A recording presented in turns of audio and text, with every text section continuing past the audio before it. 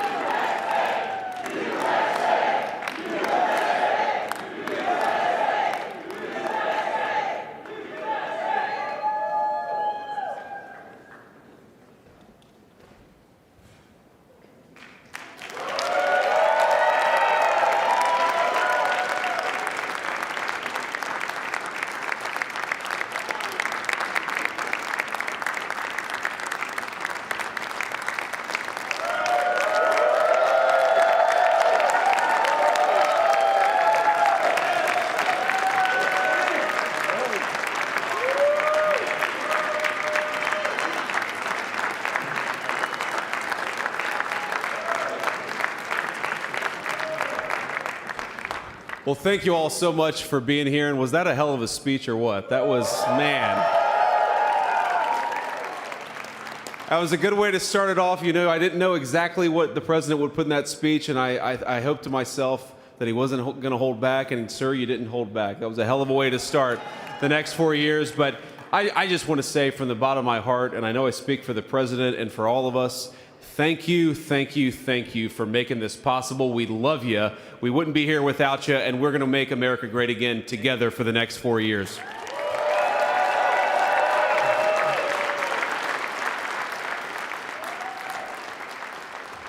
And the last thing I'll say is, you know, having stood outside for about 5 minutes to wave goodbye to the Bidens, thank God we moved that thing indoors because it was a beautiful ceremony and it was cold as hell outside. So, sir, the 45th and 47th President of the United States, Donald J. Trump.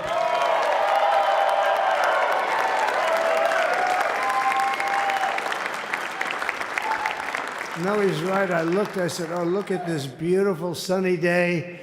We blew it, and then I went outside and we were freezing. You would have been very unhappy. The sun was very deceptive, I will tell you. It is cold out. And I'm sort of saying, you know, that was so beautiful today. Maybe they should do it there every 4 years. Does that make sense? I don't know. Because, you know, the outdoor thing is really good, but it gets a little cold around this time of the year, as some people have noticed. And a lot of times they suffer through it. There was no suffering in that room. It was 72 degrees. It was perfect with the best acoustics I think I've ever heard in a room. This is not so bad either. But I just want to say, you're a younger, far more beautiful audience that I just spoke to. And I want to keep it off the record. I want to keep that off the record.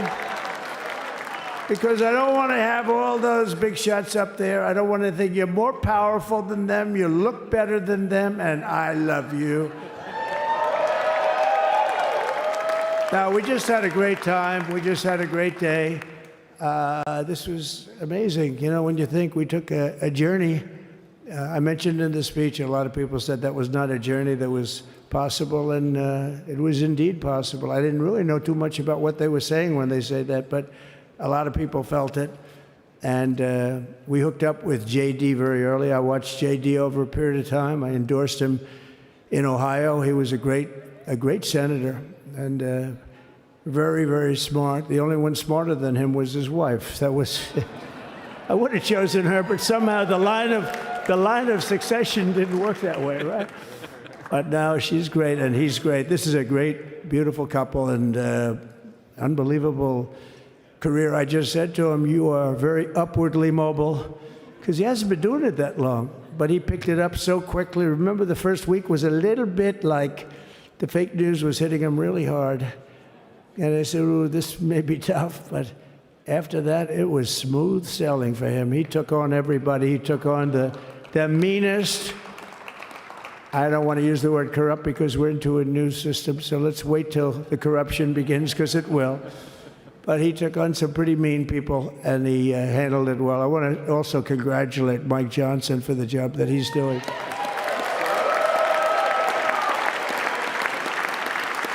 Steve, we gave him a majority of almost nothing, and then I said to make it tougher on him, let me take 2 or 3 of the people, right? I said he'll only have to suffer with that for about 3 months. How are they doing, by the way? Are they? Is that moving along? Totally unified. I said, do you mind if I take this one, that one, and a couple of others? He didn't mind. He can handle it. No, he's a man that's liked by everybody. I've never met a man like this. You've got how many is it, 219 or 220 or something? 220. And of the 220, 219 really like him. I noticed he got 1 negative vote once about 2 weeks ago. But I think even 220 like him, if you want to know the truth. And that's very unusual. I know a lot of nice guys in Congress, and they have 35 people that hate him. So if you have 35 people that hate you and you only have 1 or 2 or 3 votes, you'll have 5, I think. But that's going to be like, you know, the good news is when we get to that 5 number, it's going to feel like a massive majority. You could be really nasty to a couple of them at least, you know? So it's going to feel like hitting your head on the wall and stopping. It feels so good to stop. But he's done a fantastic job. And Steve Scalise is, he's our hero because, you know, I was with him. You talk about being shot. I was with him. He got some bad ones, and his incredible wife, and she really loves him. You know, you never know about that. I've been with other people. They were doing poorly, and the wife is like looking at her watch. She can't get out of the hospital fast enough. How's he doing? Oh, I don't know. He's all right. That woman was a mess. She was crying and crying. No, they're going to take him. They're going to take him. I told Steve when he finally woke up, it was a while, too. The doctor told me it was the most blood they've ever transfused in any patient. They've never done anything like it. And here he is, the picture of strength, right? And he's been a great friend of mine, right? With a family, because of a family. And what a job you did. It worked out pretty much better than we even thought, right? And I did have a couple of things, to say that were extremely controversial. And between J.D. and Melania and anybody else that heard, please, sir, it's such a beautiful, unifying speech. Please, sir, don't say these things. I said, I'm telling you, it's going to play great. They say, you're right. For this group of people, it's going to play great. You're the only ones I hurt by not, but we had some beauties, didn't we, Melania? She said, sir, calls me sir when she's angry. No, I'm only kidding. I better say I'm only kidding, or the press is going to pick that one up loud and clear. No, but she said, no, I think it would be terrible. It's such a nice speech. I think it's, it all depends on your delivery. How was the delivery? Was it good? But she said it's such a beautiful speech. You can't put things in there that you were going to put in. And I was going to talk about the J6 hostages, but you'll be happy because, it's action, not words that count. And you're going to see a lot of action on the J6 hostages. See a lot of action.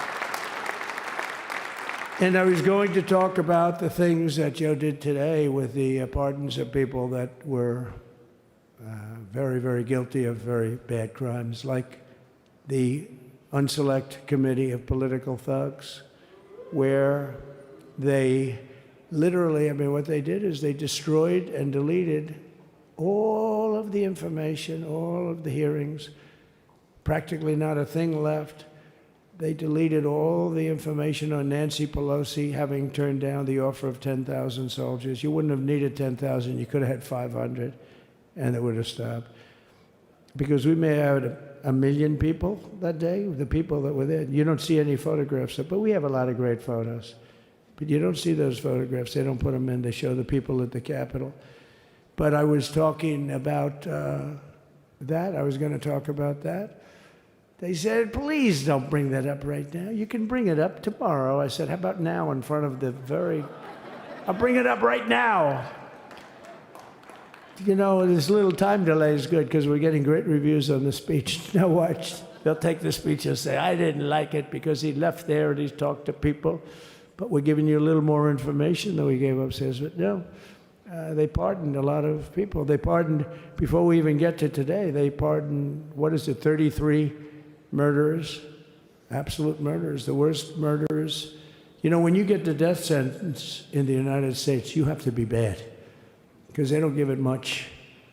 And he pardoned almost everybody having a death sentence. And if you went through the crimes that were committed, you wouldn't even believe them, the level of violence, the people that were killed, the innocence of people that were killed and children killed by these people. And he pardoned them for whatever reason.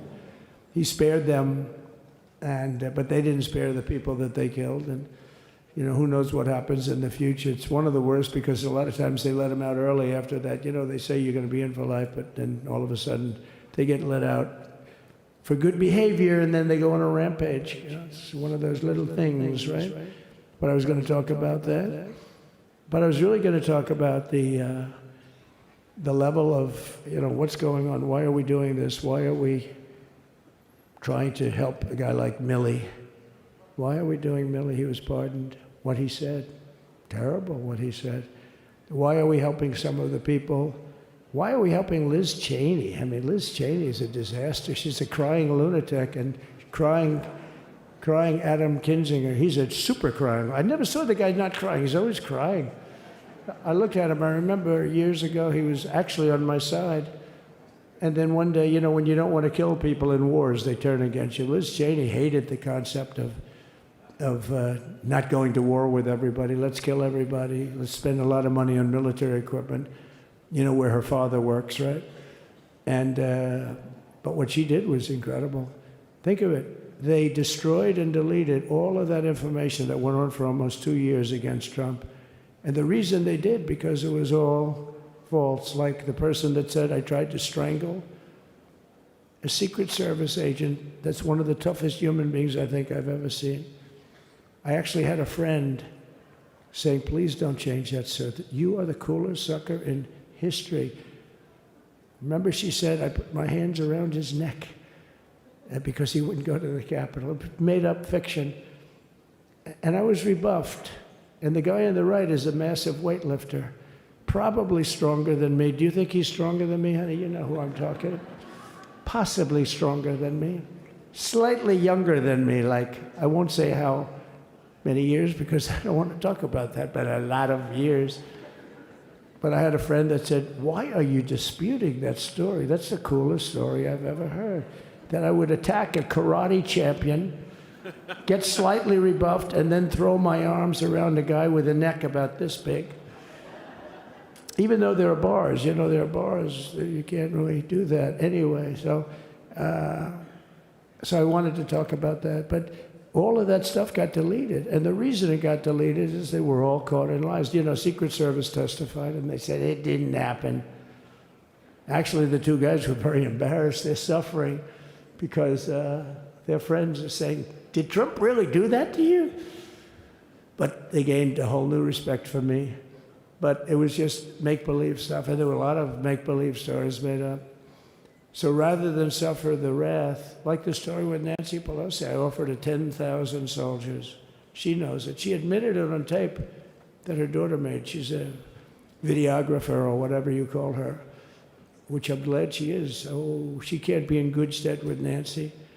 But Nancy said it was my responsibility as she's leaving the Capitol. She said it was, and it was. She's in charge of security at the Capitol. But I offered them up to 10,000 soldiers, even more. One time I said more, as many as you need. But you needed 400 or 500. If 4 or 5, you 10,000, that would be more than the number of people there by lot.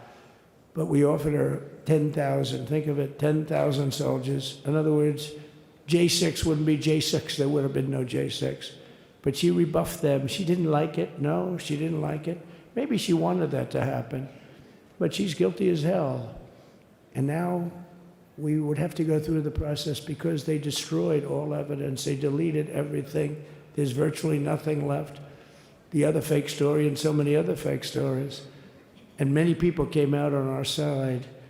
And those people now, we've got to find them. There's nothing left. So that's a criminal offense. If that were a civil case, it would be a criminal offense. If that happened civilly where you did that, it would be a criminal offense. So I decided I'm not going to make this speech complicated. I'm going to make it beautiful. I'm going to make it a unifying speech. And then when they said we have a group of people that are serious Trump fans, I said, this is the time to tell those stories.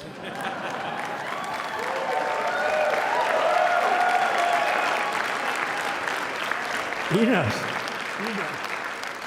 So anyway, but seriously, I'd like to, I think it was a tremendous success. I think we're very lucky we put it inside because it is really cold. We just went to the helicopter out of respect to something that's taken place for a long time.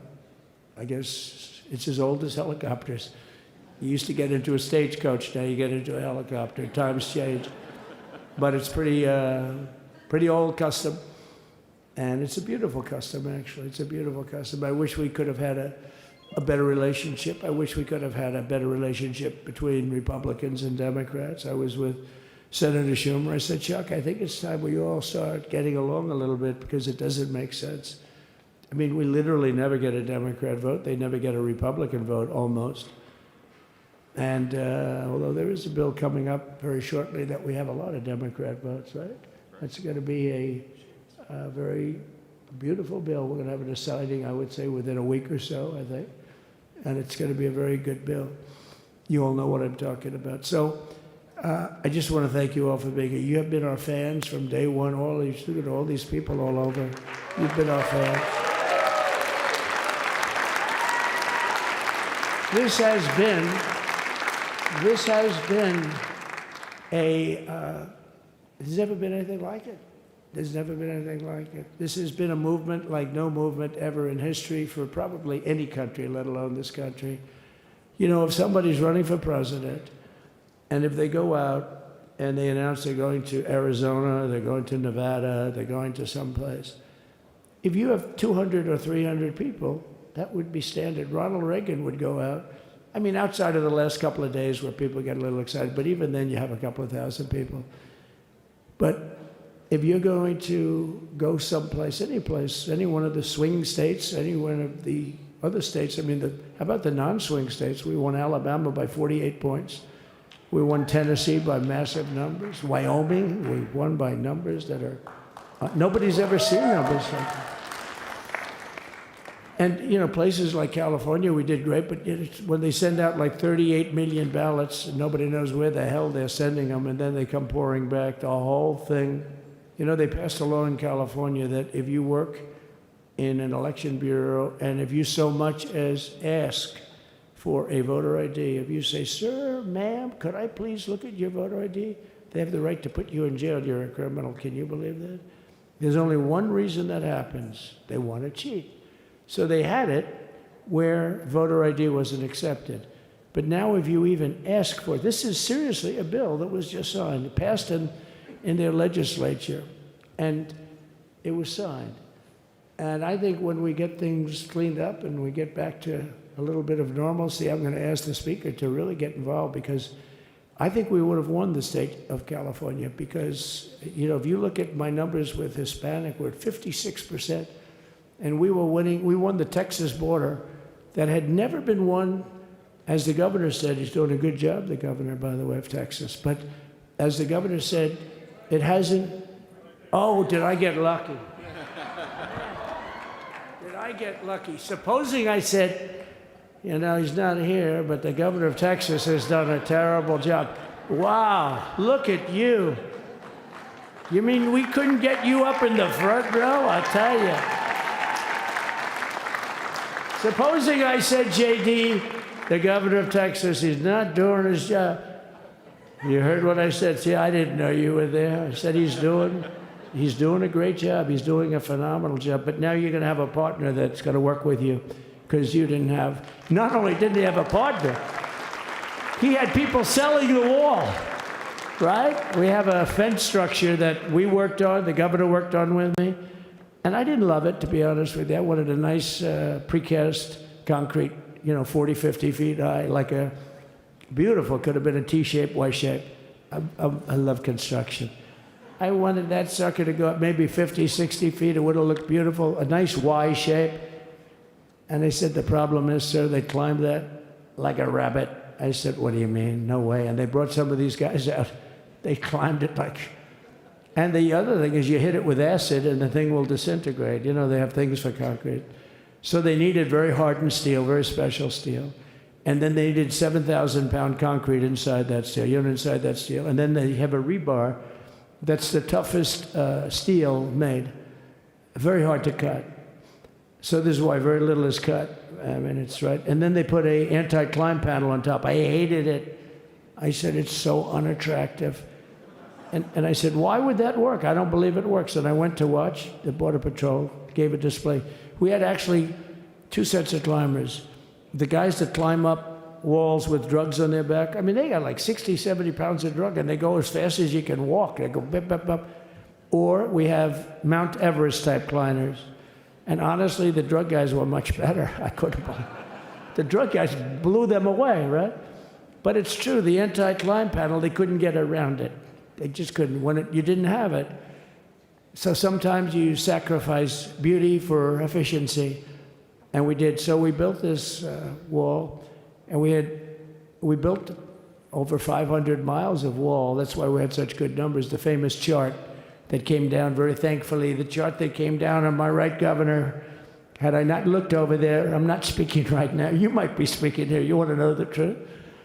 You, JD, we've got a lot of great people in this party, but I got very lucky, but we had the best numbers we've ever had. But I bought, what happens is when you fill it up, it's like water. You fill it up. Now we have 571 miles of wall. And they would always say, when we renovated a wall, so there'd be like a piece of plywood sitting there for 60 years, or a 2x4 sitting for 60 years on the ground and rotting. Because, and they'll say, you didn't build a new wall. Here we're building 50 feet up in the air, and 30 feet sections, 50-foot sections, all steel, all concrete, all everything. And all, by the way, they don't even want me to say this, but what the hell, doesn't take that long time. They're all wired for all of the equipment. We put wires in everything so they can easily wire for all the different types of equipment. And if there's a doubt, we have to wire. Whenever we just look, you just find the wires all over the place up top, so we can just hook it up. We don't have to have wires on the outside, which wouldn't do too well, right? So anyway, we built an extra 200 miles of wall, and the governor wanted to buy it. He tried to buy it, and they wouldn't sell it to him. He wanted to put it up himself. Could have been done in 3 to 4 weeks, 200 more miles, because when you do it now, they just keep going further out, further out, further out, getting around. So we did an extra 200 miles, and it was all bought, and they announced that they're not going to put it up. And that's when I realized they wanted open borders, and that's when I realized that people are going to come pouring through the wall like nobody's ever seen before, but you've seen it. A lot of you are here because of that. I made it my #1 issue. They all said inflation was the #1 issue. I said I disagree. I think people coming into our country from prisons and from mental institutions is a bigger issue for the people that I know. And I made it my #1. I talked about inflation too, but how many times can you say that an apple has doubled in cost? I'd say it, and I'd hit it hard, but then I go back to the fact that we don't want criminals coming into our country. We don't want the jails of every country in the world virtually being deposited into the United States. And that man had to suffer with it. And he did an unbelievable job. I'll tell you, he was a very popular governor, but now he's like an unbeatable governor because of your border policies. He was fantastic. And he really was. So. Governor Abbott he's a great man, a great leader. And, but it did make him did you do it? You didn't do that for politics. You did it because you wanted to do the right thing. But I'll tell you, it sure as hell worked for politics too. It's self-preservation, that's right. But no, because the people are demanding it. The people of Texas are demanding it. The people are demanding it all over. So anyway, we built it, and they wouldn't let us use it. They wouldn't let the governor use it. And other governors, they wouldn't let him use it. But he was the leader of the pack and did a great job. And then we heard about a month ago that not only wouldn't they let us use it, they were selling it. They were going to sell it for 5 cents on the dollar. Now, 5 cents on the dollar then, but today it would cost more than twice as much to build because we bought it like 6 years ago. And it was just sitting on the ground, and that does not do well for the whole thing. But it was just sitting on the ground, and I heard about it, and I called the governor, and I called a lot of people, your attorney general. And here's the story. They were going to buy it, and these are great business people. They were going to buy it for 5 cents on the dollar or less. And they were calling us up, we'll sell it to you for 200 cents on the dollar. In other words, it will cost you twice as much, so it's 200 cents on the dollar. I said, can somebody explain that to a judge?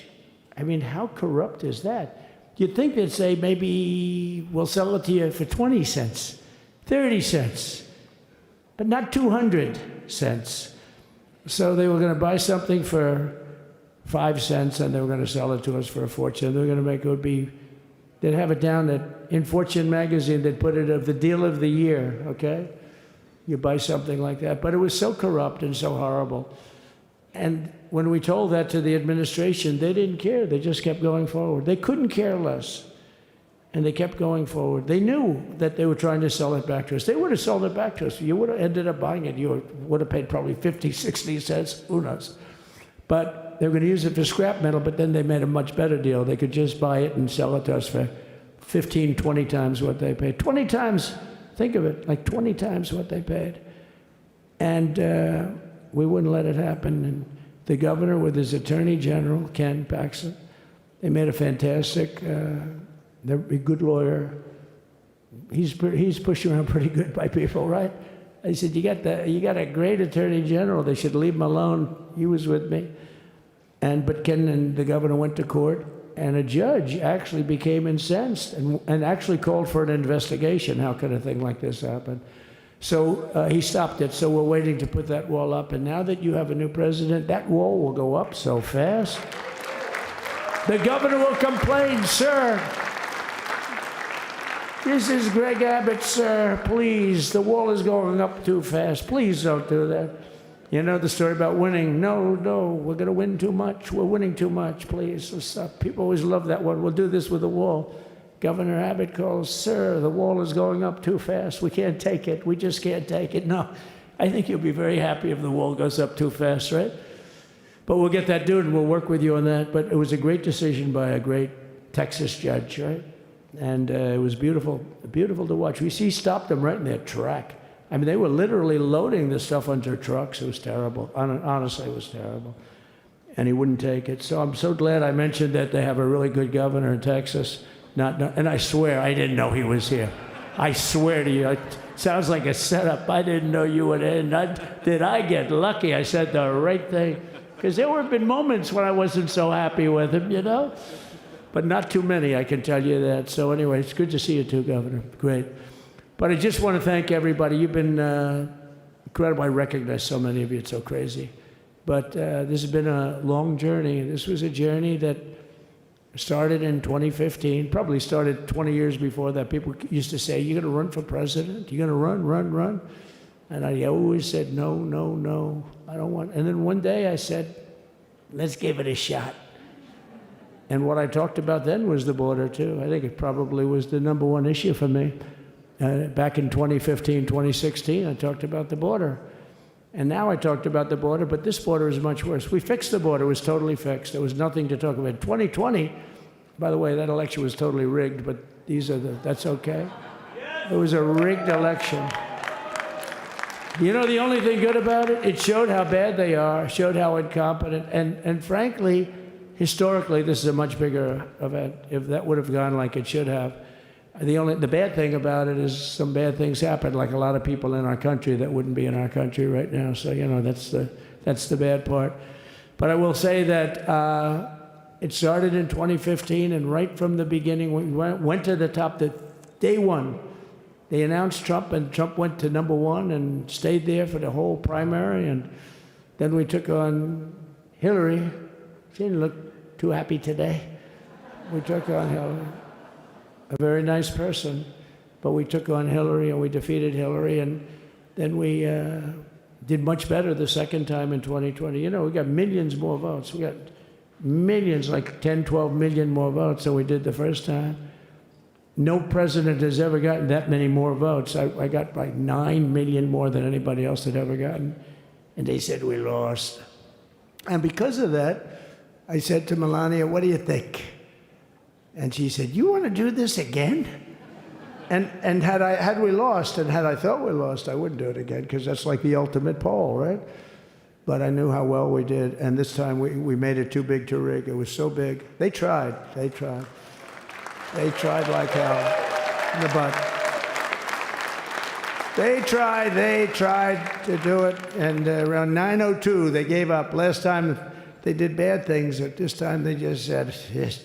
You know, I don't know if you saw, Mr. Speaker, in Washington, they had placards. They were all set to march. They thought it'd be closer.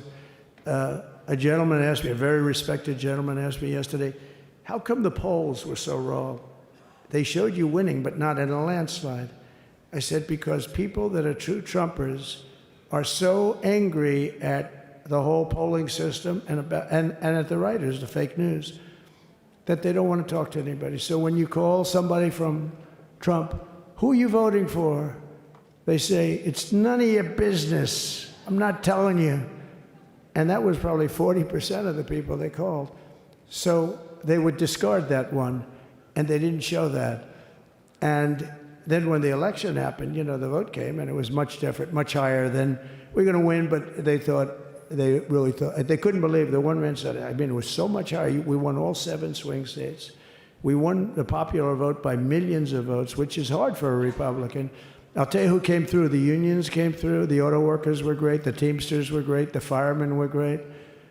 I think almost every union was great. The only one that weren't great, although Sean was great, and the Teamsters, Sean O'Brien, the head of the Teamsters, was fantastic. But generally speaking, the head of the union was against Trump, but the union would be with us for like 85%. Look what we did with the auto workers in Michigan. Look what we did with the Teamsters. The Teamsters were unbelievable. They were a solid Democrat vote, and they voted for Trump. So we had a great experience. This has been, now we have to go to work and get it done, because we have to do something that's going to be great. We're going to turn our country around, and we're going to turn it around fast. And I think this was a better speech than the one I made upstairs, okay? I think this was better, JD. I think this was much better, and I got to see my friend. So, Governor, take care of yourself. You call me, we'll start working. You know what that means with him? He's going to be calling me tomorrow morning at about 6. And I said, how about next week? You call me and we're going to get it started real fast. We'll really help you a lot. You've done a fantastic job protecting something which is, it's not supposed to be for the states. And amazing job you've done. Thank you very much. And I want to thank everybody. And I have a First Lady who's been incredible. She's been incredible. I shouldn't say this. I'm going to get hell when I say this, but her feet are absolutely aching. You know, those heels. And we thought we were leaving. We were going home. Sir, would you be able to go down and say hello to some of your other fans that are here? I said, oh, I didn't know that. Wow. Did you get to see pretty clearly the picture, I hope? Good. That's good. But because you wouldn't want to make the same speech again, right? But she said, darling, I love you so much, but my feet are killing me. I said, honey, let me just see how far it is. I asked the person. Oh, not that long, maybe 400 or 500 yards. That's 5 football fields. I said, can you make it? She said, we're going to make it no matter what. We're going to make it because we have to go. Right? Right? And then we went out to the helicopter, though, just prior to this, and said goodbye. And it's a custom, and the wind is blowing like crazy. And with the hat that she's wearing, she almost blew away. We almost lost off her. She was being elevated off the ground. She almost blew away. No. So we all appreciate it, because she's been a great First Lady. A beautiful and a great First Lady. And they love our First Lady. You know, JD, whenever I make a speech, I see hundreds of times, we love our First Lady, we love, and they do, and they should. She's great. So I just want to thank you very much. I just want to thank everybody. And I felt that, I said to JD, should we give him the A treatment, the B treatment, the C, the D, or the F? You know what the F is? Hello, everybody. Thank you for being here. Bye-bye. I gave you the A+ treatment. Thank you. Thank you all. Thank you, Governor. Thank you all very much. Appreciate it.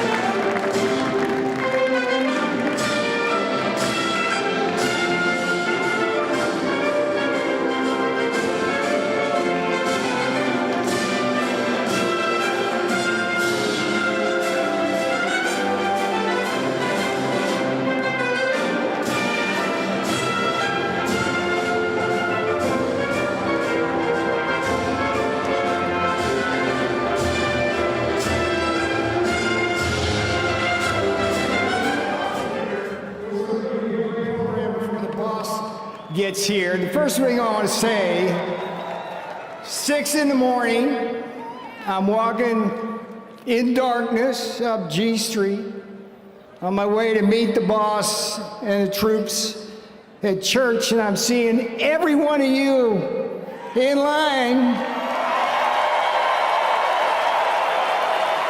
And I'm thinking to myself, you didn't get the memo that said it's too cold to be outside. And I know Donald Trump won this election, but that kind of grit that you show standing out there is why he won. So, applause right.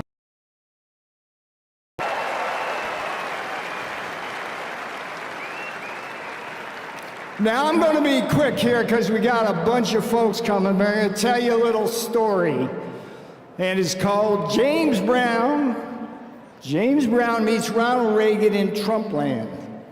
And it starts like this. Once upon a time, when I was a high school senior, back here in Washington, I got to check off the first thing on my bucket list, which was go to a James Brown concert at the Howard Theater. Anybody here, D.C., know the Howard Theater? It's long gone. Beautiful place. James Brown, you know as the King of Soul, but he was also called the hardest working man in show business. And James Brown and Donald Trump were actually good friends. And there's a story for the fake news. I don't know if you want to report this, but there's a rumor going around in 1999 when James gave the entertainment in Mar-a-Lago on New Year's Eve, he taught the boss how to dance. You can print that fake news because that's what you do. So why am I talking about this? Because Donald John Trump, like James Brown, Donald John Trump is the hardest working president in history.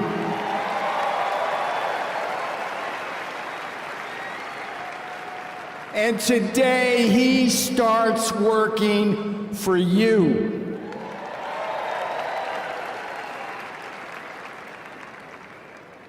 You know, he got elected because he was on the right side of the issues.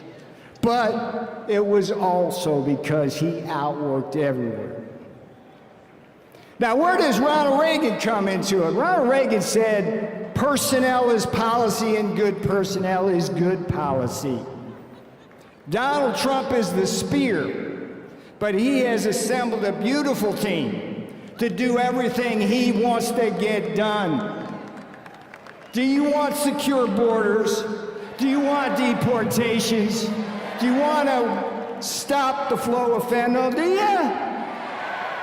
Yeah, people like Tom Homan, Christine Nome, and El Supremo Stephen Miller. That's the personnel that's going to help Donald Trump do that.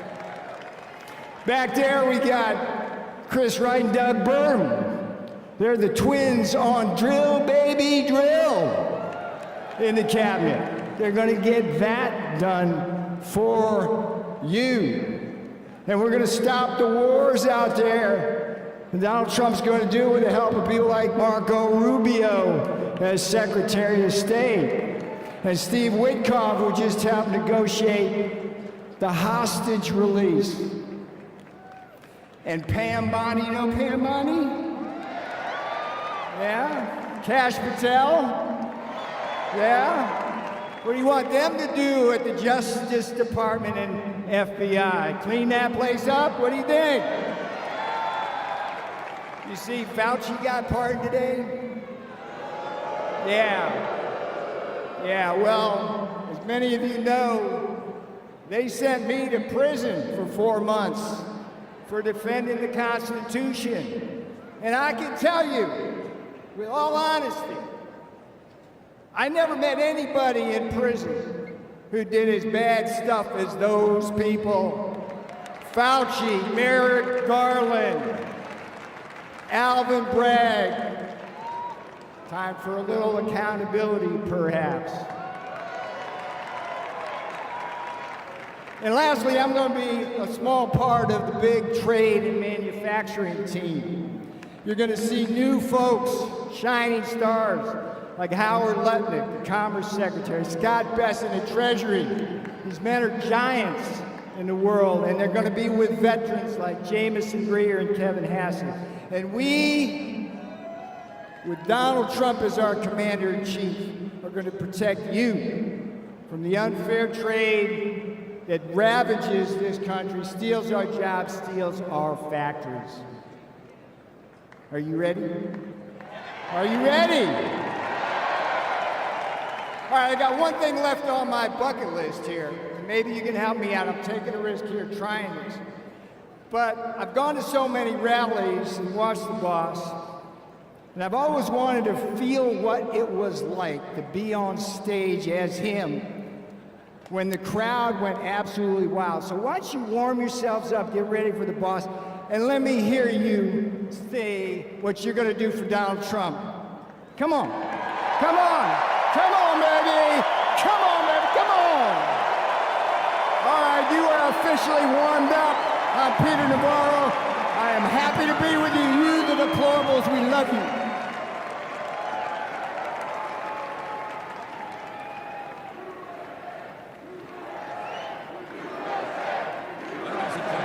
Please welcome to the stage, Kellyanne Conway.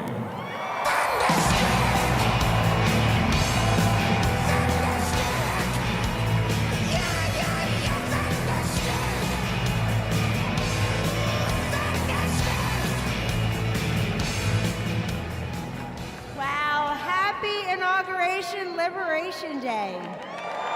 God bless you.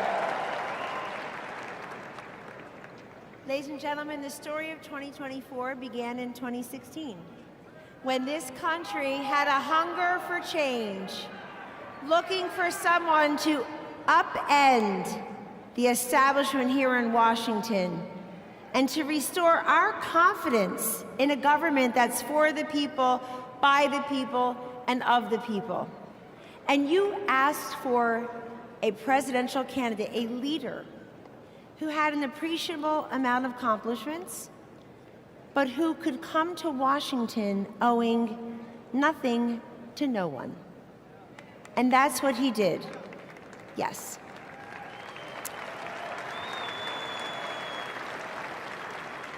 President Trump is a metaphor for this country's greatness, defying the odds, pushing back on the naysayers, confounding the critics, and not backing down, never surrendering. But the story of 2016 and 2024 is not just about Donald J. Trump. It's about you. You answered the call. You showed up. You spoke up. You stood up. And you put up. And he will be here soon to thank you. But I wanted to come here today to tell you that I don't believe what they say about books and movies, that the sequel is often not as good as the original. I think this sequel is going to be kick-ass better than the original.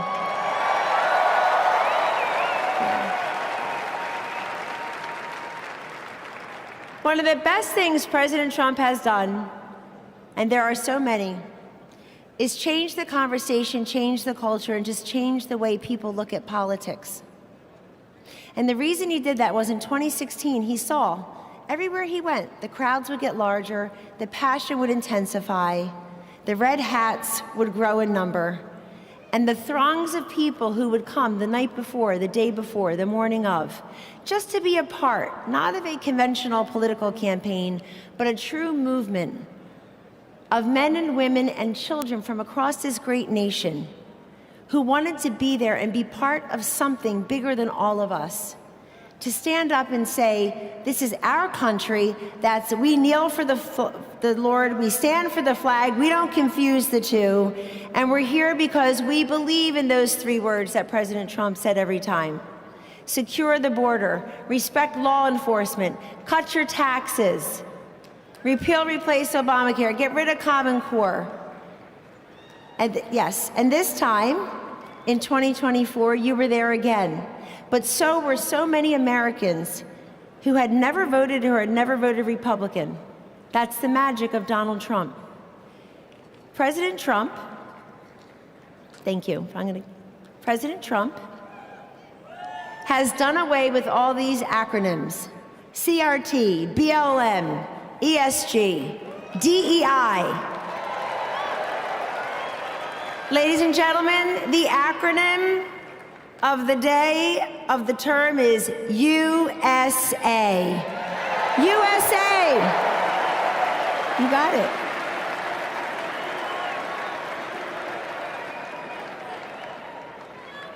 People in Washington love to fight. They love to fight. He's not fighting with Washington, he's fighting for you. And that's why you fight. So continue to stand up and speak up and show up and put up. And ladies and gentlemen, whether you were for him on day one or you or people you know did it on November 5th, 2024 for the first time, keep saying welcome. Let's bring more people into this movement. This is an optimistic, positive, forward-looking time for our nation, for our children, for our grandchildren, for our veterans, for the forgotten man, the forgotten woman, the forgotten child. President Trump, never forget, did not need to do this. He did not need to do this. He already had everything that people who go into politics want. Money, fame, brilliant, beautiful wife, golf anytime he wants. He did this for the people. And as we all know, he dodged a bullet, but ladies and gentlemen, the whole country dodged a bullet in not having Hillary Clinton or Kamala Harris as our presidents. Welcome.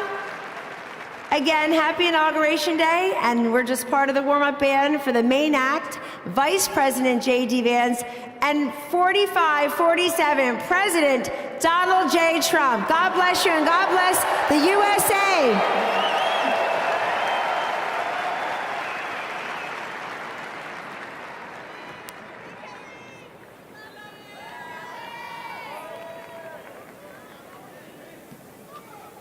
Ladies and gentlemen, please welcome to the stage Congressman Dr. Ronnie Jackson.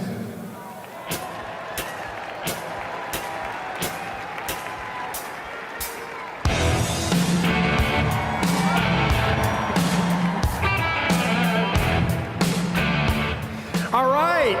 Welcome, America, to the greatest day ever. I don't have to tell anybody in this room, these are my favorite people on the planet right here. You guys are the MAGA warriors. You guys, thank you. Thank you for everything you do. Well, I also don't have to tell you there's a new sheriff in town, right? Donald J. Trump was right about everything. Everything. I've known him for a long time. I was blessed to be his physician and work in the White House side by side with him. I was blessed enough to be with him on January 20, 2017, 8 years ago. I spent the day with him. I watched him give his inaugural address.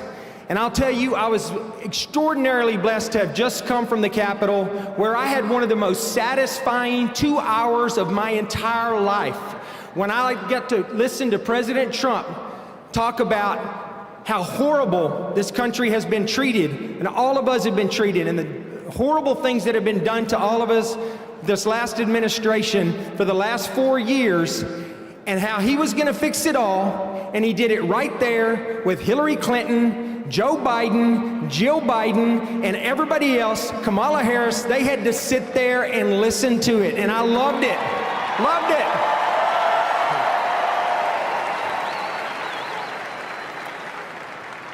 I'll tell you what, you know, I thought for sure, I mean, I've always said that the 45th president of the United States is the absolute best president that this country has ever had.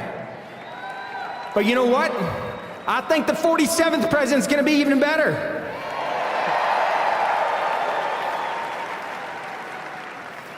We are in for a change. This is a great day. How many of you out there think this is one of the best days of your entire life? Absolutely it is. We had one chance to get this country back. We were headed down a path of destruction that we would never, ever recover from, I promise you. And we have been given a second chance in the form of Donald J. Trump. He's here, he's back, and he's gonna fix what's broken. We're going to get our border back. We're going to stop the illegal immigrants and the cartels that have laid devastation to this country. We're going to lock them up. We're going to get rid of them. We're going to get our economy back. We're going to get our military back. We're going to get our federal government back. We're taking it all back.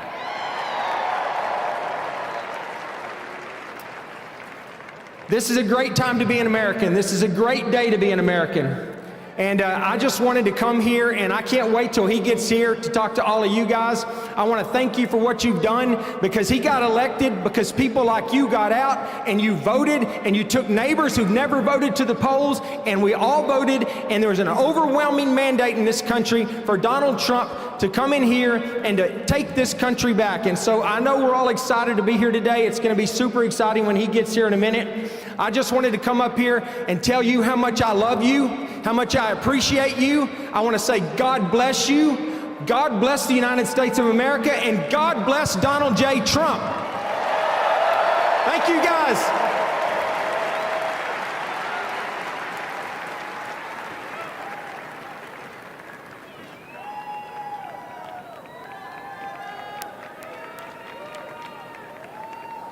Ladies and gentlemen, please welcome to the stage Governor Sarah Huckabee Sanders.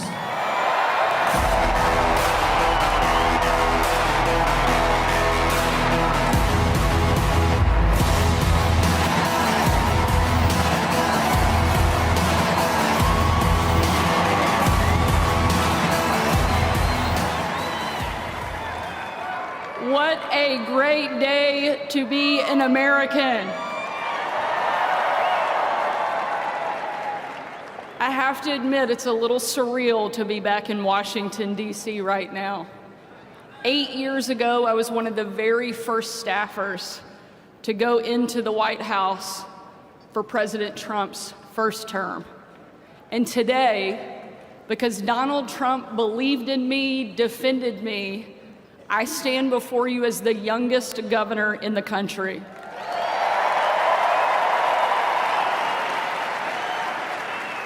More importantly, I stand here as someone who absolutely loves this country and is so thankful we finally have a president that is back in the White House that will fight for each one of us. My youngest son, George, is a little tired of hearing me be called the youngest governor in the country. The other day, he asked me, he said, "Mom, you're the youngest governor in the country?" I said, "Yeah, George." He said, "Wow, those other governors must be really old." No offense to my colleagues. Whether you think I'm too young or you think they're too old, Republican governors have been holding the line while we waited on Donald Trump to get back to the White House. And ladies and gentlemen, the wait is over. We now have a fighter back at 1600 Pennsylvania Avenue, and I could not be more excited.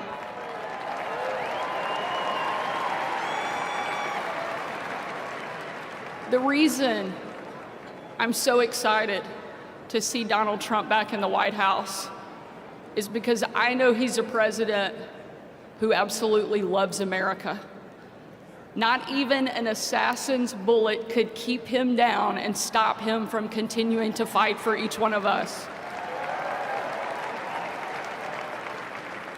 Over the course of the 2.5 years I had the privilege of serving President Trump, I got to travel with him literally all over the world, seeing firsthand just how much he loves this country.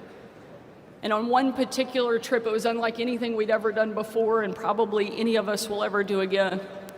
Some of you have heard this story, but I want to remind you of who Donald Trump is at his core. We boarded Air Force One in complete and total darkness.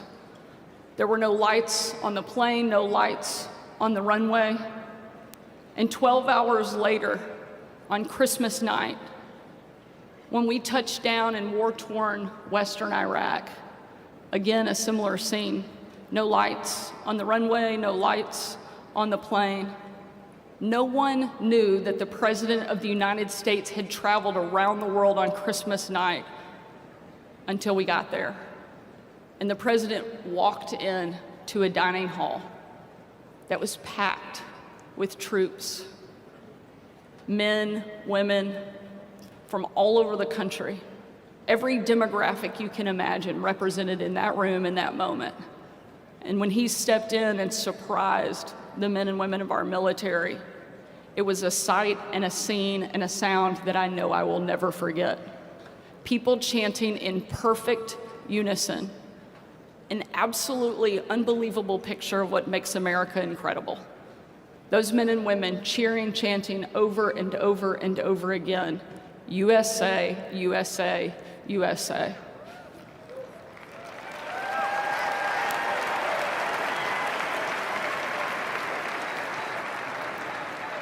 And there was a young soldier in the back of the room, and he said, "Mr. President, I re-enlisted in the military because of you." And the president said, without missing a beat, "And son, I am here because of you." We finally have a president who will stand up for our country and that will protect and fight for the men and women who wear the uniform and give us the freedom so we easily enjoy.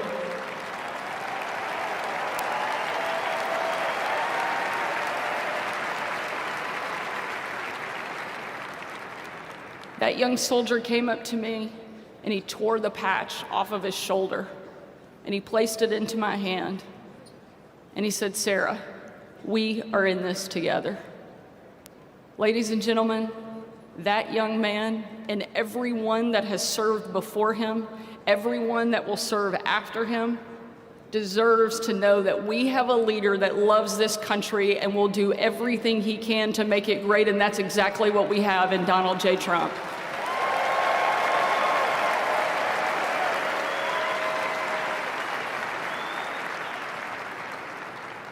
I've had the opportunity to stand behind a microphone and defend and celebrate this president many times.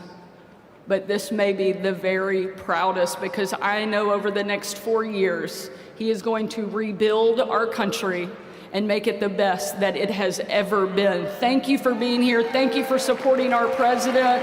Let's get to work. Thank you so much, and God bless you.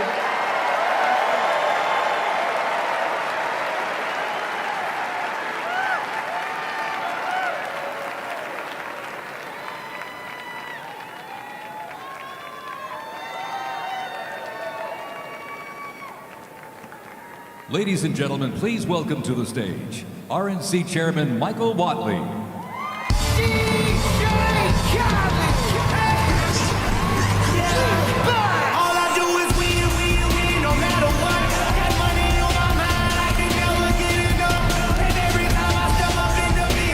God bless America. What a great day for our country. You know, a few months ago, Donald Trump and I got on a plane in Palm Beach at 6 a.m. We flew to Phoenix. We did a rally with Charlie Kirk and the Turning Point guys. We got back on the plane. We flew up to San Francisco. Had a huge dinner there, about an hour-long motorcade back. And we're flying down from San Francisco to Los Angeles. It's about 12:30 p.m. Pacific time, 3:30 a.m. Eastern time. Donald Trump has been on a plane for 21 and a half hours. And he looks over at me and he says, "Hey, Michael, pretty cool, huh?" Pretty cool. You know, about 9.5 years ago, he came down the escalator in New York City. And to everybody's shock and dismay, he said, "I am going to make America great again. We are going to rebuild our southern border. We are going to restore our economy. We are going to keep our communities safe. And we're going to make sure that America is strong enough to protect our interests and our allies around the world." And I can say that over the last year, as we have taken that message to Detroit, to Philadelphia, to New York, to Milwaukee, to San Francisco, and everywhere in between, that man, our president, has never wavered. And here we are today, and at 12:01, right up the street, he put his hand on a Bible and he swore an oath to make America great again.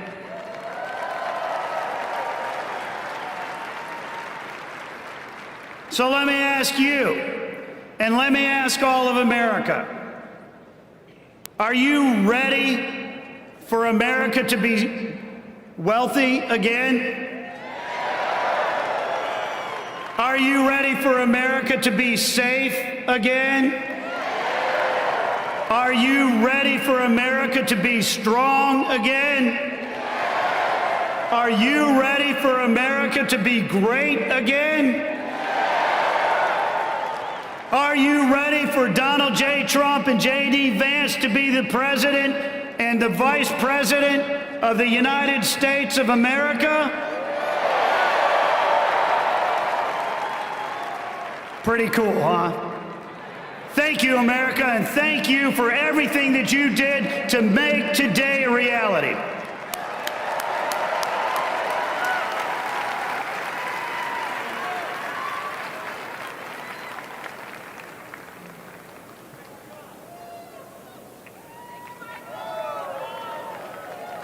Ladies and gentlemen, please welcome to the stage Congressman Byron Donalds.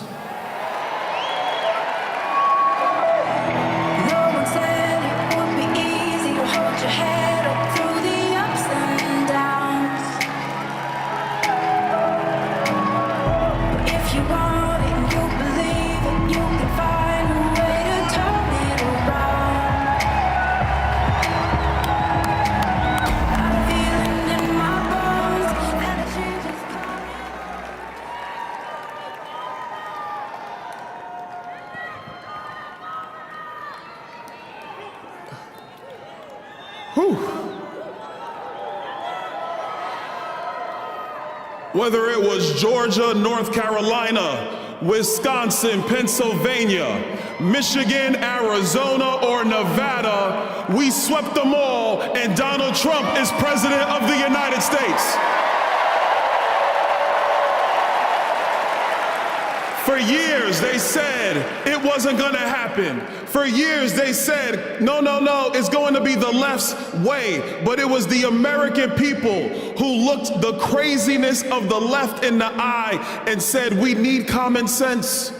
We need real vision. We need a country that is going to be preeminent above all others, and we need the American people to be put first. And all of you in this arena and around this country made sure Donald Trump is the 47th president of the United States.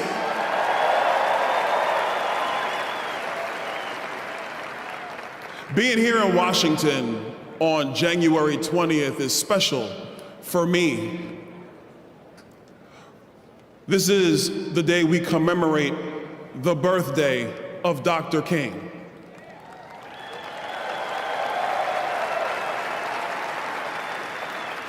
And as I was sitting in the Capitol Rotunda, as I was watching Donald Trump give the best speech ever at a presidential inauguration, it reminded me to another great speech. And Pastor Sewell and his benediction, I gotta have a talking with him because he was phenomenal. But what it said to me is that in our country, there are no perfect men. There are no perfect women. There are people who were used at a point in time in this country to put this country in position to be better than it was before. And so that's why in the Capitol Rotunda, when President Trump talked about that bullet that went through his ear, and that he is here at this time because God has placed him here at this time to make sure that the golden era of America comes through right now.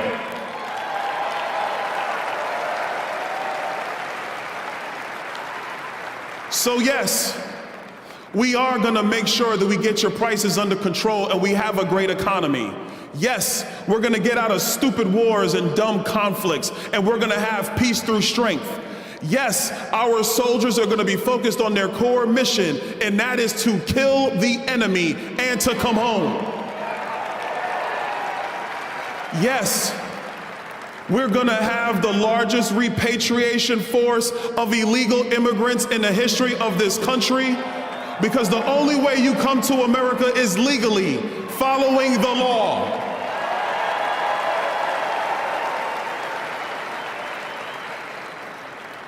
All of those promises and more, they're going to be kept starting today at that very desk over there.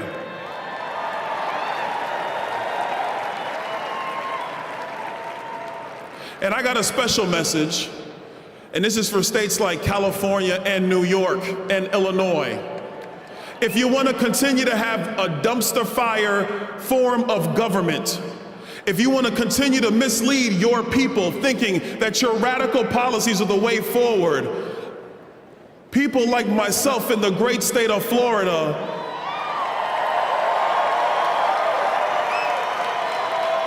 and Tennessee and Texas and the administration of Donald J. Trump, we are going to show you what true governance is. We are going to show you what true leadership is. And we are going to show the people in your states that they don't have to live with Gavin Newsom. They can have a Republican again in the state of California.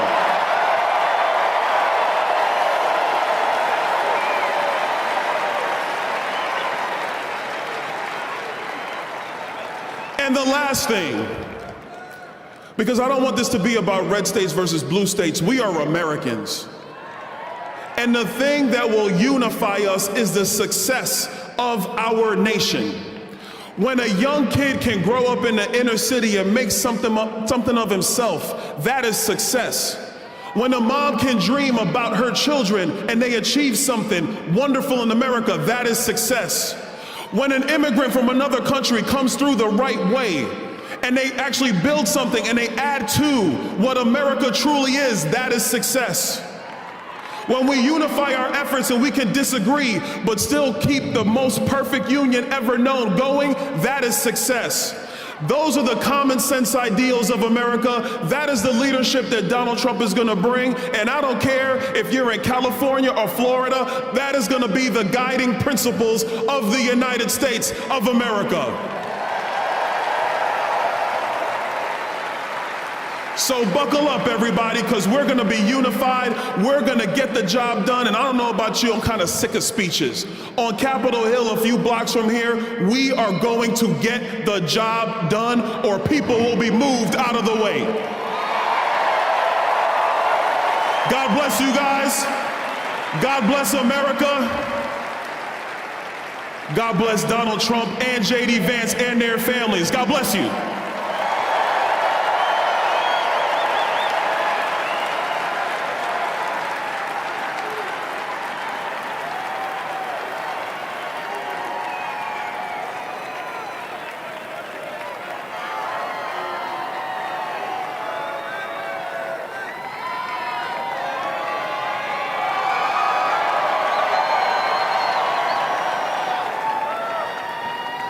Ladies and gentlemen, please welcome to the stage, Charlie Kirk.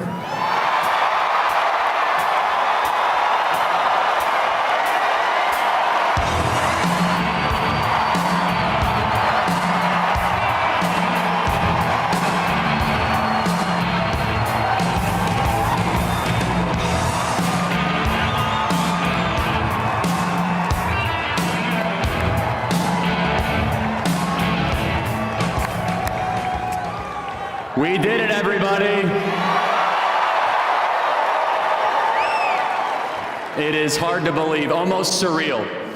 For those of you that have always had the president's back throughout these last couple of years, when we were at our darkest moment 4 years ago, this is your victory. For those of you that refused to waver, when they tried to throw our amazing patriots in federal prison, when they tried to silence this movement, for those of you that never wavered, this is your victory.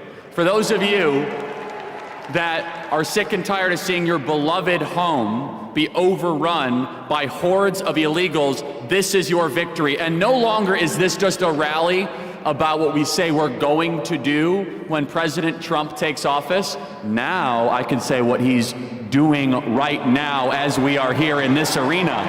As we are here right now, President Donald Trump is signing executive order after executive order, 200 executive actions and orders today, some of which include drill baby drill, curb inflation, national emergency on the southern border, and my favorite, that God created man and woman. There are no other genders besides that.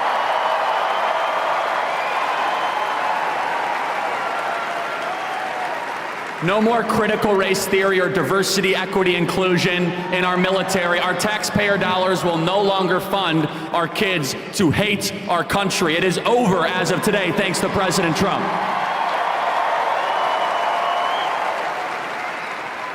And what you saw from President Trump today, which, by the way, I believe was the best inaugural address in American history.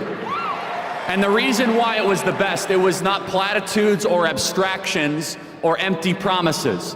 It wasn't about stuff that the DC regime wants to hear.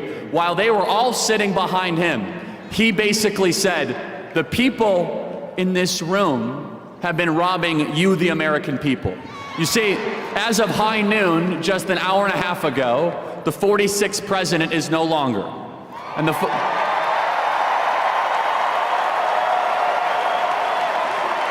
And you might think it was Joe Biden, but it really was a bunch of White House staffers that you've never heard of before. Their term is over. It will go 45 Trump, a bunch of White House staffers, 47 Trump. That is how the succession will go. And what we have seen these last couple of years was the intentional destruction and obliteration of our homeland. And in just one day, we're going to understand a very simple truth, that decline is a choice. That when your country is failing, it's because our leaders have decided to allow it to fail. And President Trump, I really believe, is on a mission from the Almighty to save this country in that millimeter miracle where he very well could have been not just shot, but unspeakable things could have happened in Butler, Pennsylvania. And the reason that they wanted to take out Donald Trump so bad, 700 years in federal prison, every possible way imaginable, is because he brings you guys into the room, is because he brings you into the negotiation. You see, this was supposed to be a managed decline of the United States of America. And just understand what you are living through. You're living through a new American renaissance. And honestly, there were a lot of people that said there's no way they'll allow Donald Trump to be president again. They're gonna steal it. They're going to use the machines, and I understand all that. They're going to try to take him out, but never underestimate the will of the American people and the sovereignty of God towards righteous and good purposes. Donald Trump is evidence that God is not done with the United States of America, that our best days are ahead of us.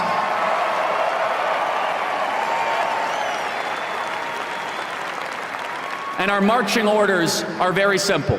Right now, the southern border is being secured and it is being militarized. There are no more illegal entries allowed in the United States of America right now. It is right now. Right now, the invasion is over. It is over.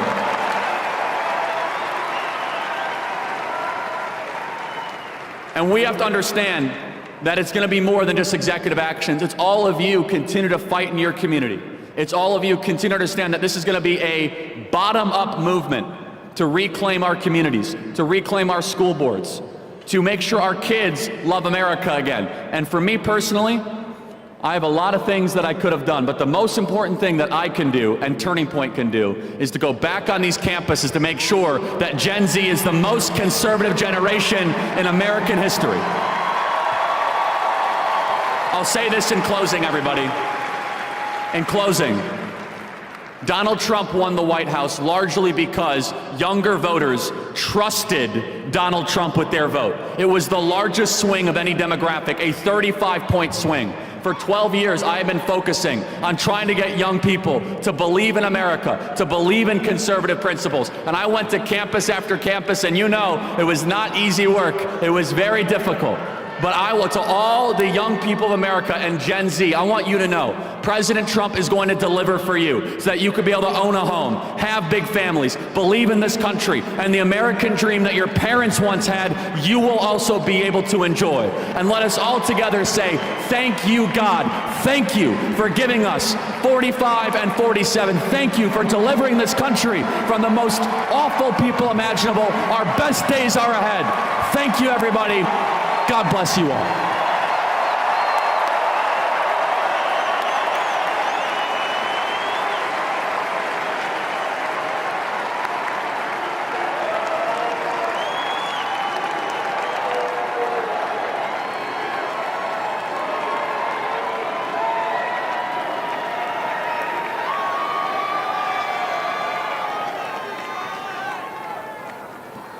Ladies and gentlemen, please welcome to the stage the next Secretary of Commerce, Howard Lutnick. Good afternoon on the greatest inauguration day ever.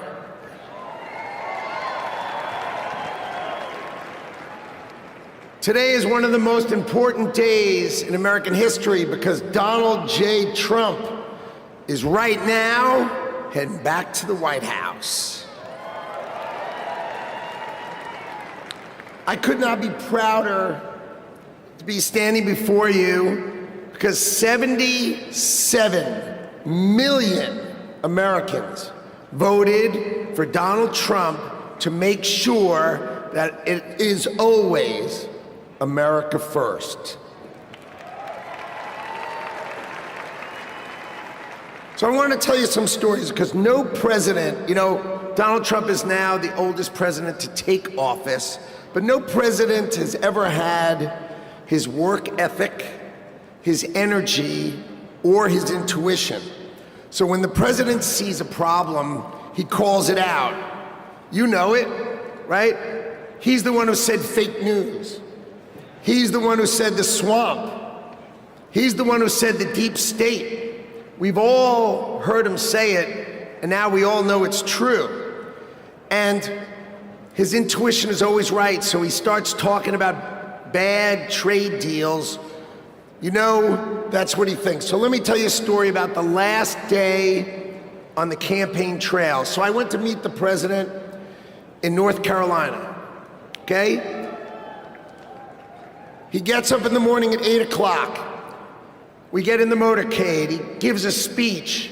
He goes to 3 states, 4 rallies, an hour and a half each rally, finishes midnight. We start 8 a.m., he finishes midnight, gets on the stage midnight in Grand Rapids, Michigan, speaks for 2 hours. 2 hours, never takes a nap, and when he's on the stage, he's never taken a sip of water. The man is power. He is power.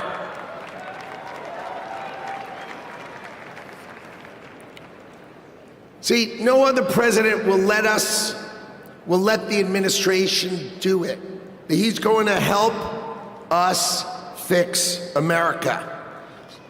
So, I've never been in politics before. I spent my life working and building companies, and I worked hard to build a life that really it's only possible in America. But on September 11th, when we saw our darkest day, it changed my life forever. See, my company was located on the 101st to the 105th floors of the World Trade Center. We lost 658 of our 960 New York-based employees. My younger brother Gary got killed. He was 36. My best friend Doug, 39. 658 of my friends and colleagues got killed. So 9/11 could have broken us, but we Americans, we're strong. We don't break. So we all, my employees and I, we dedicated ourselves to rebuilding the company so we could take care of the 658 families that we lost.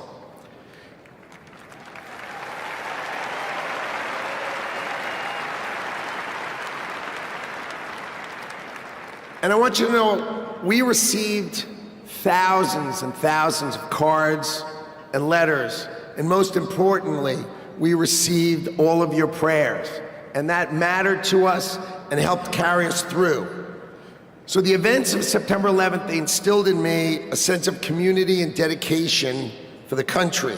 So when the president asked me to join him in his administration, I jumped at the chance. So I was the co-chair of the transition team, which helped pick for the president, helped sort of set him up so he could pick all the nominees. And then I'm really proud to tell you that he was nominated, President Trump has nominated me to be the next Secretary of Commerce for the United States to serve all of you.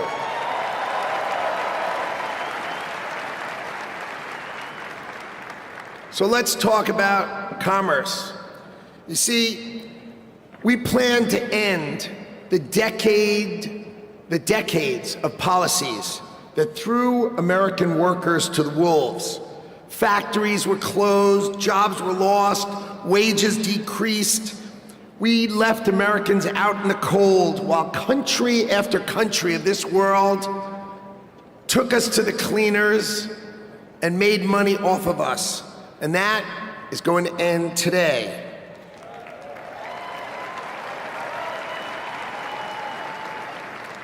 At the start of the 20th century, America was the richest country on earth, and we defended our workers from unfair trade policies with tariffs. And we only made money. We had no income tax. All we did is charge other countries and foreign companies, if they wanted to sell to America, you had to pay for entry. Okay, so imagine this. The US government had no income tax. Americans got to keep all their hard-earned money, and foreigners paid the price. So now, what's happened? We have the Internal Revenue Service. That means charge us internally. Now imagine politicians who can't even balance their own checkbook, taking our money, and what do they do every year? Let's just take more, let's just take more, let's just take more. So this is how Donald Trump is going to end it and fix it. Last week, he announced that we're going to return America to greatness by creating, and today is its birthday, the External Revenue Service. So if you're always wondering, is some bureaucrat going to cut your benefits? Not under Donald Trump. Not under Donald Trump. It means foreign companies are going to pay if they want to come and sell products to the wealthiest country on earth. And if they want to compete with American workers, then let's just not tax our American workers. It means creating level playing fields, and it means that America will be great by reducing the taxes that we pay and driving the ones that they pay.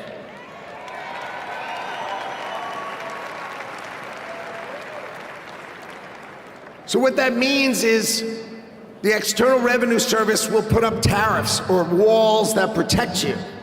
And that means if these companies don't want to pay, there's only one thing they can do: build their factories in America, hire Americans with great high-paying jobs. Let's double the size of our unions in America, but not just by adding more and more great-paying jobs. That's our objective. So today is the beginning of celebrating the return of common sense and ending the decades of disrespecting the American worker and the disrespect and unfair treatment of our workers. Today, Donald Trump returns to the White House and prosperity returns to America. Thank you all. And I love today. What a day.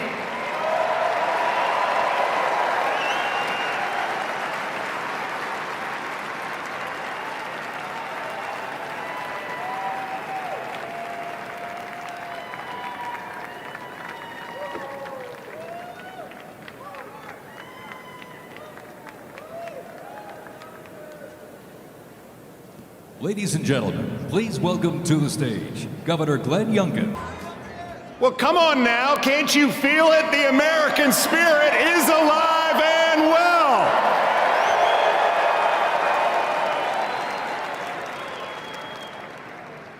This is the dawn of the golden age of America because we inaugurated the 47th President of the United States of America, Donald J. Trump.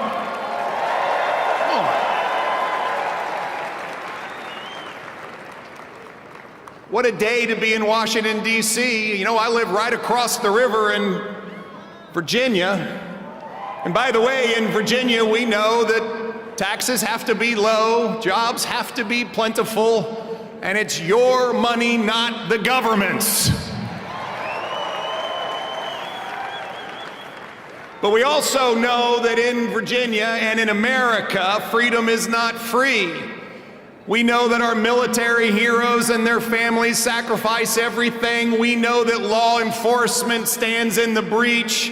We must back the blue, and I want everybody here to give a rounding applause for the 25,000 military and police officers keeping us all safe today in Washington, D.C.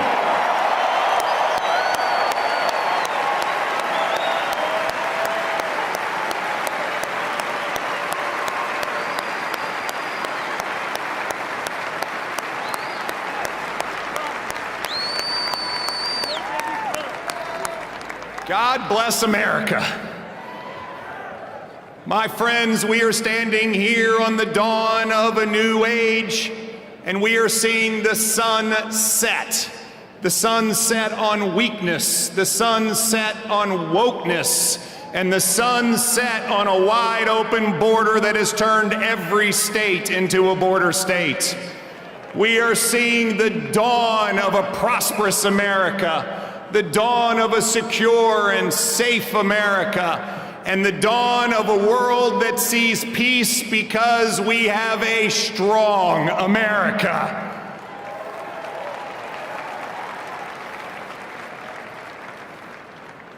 Our new president, Donald J. Trump, has never, ever lost faith in America. They tried to take him down legally. They tried to put him in jail. They tried to even assassinate him. And he never gave up on America, and America, we will never give up on him.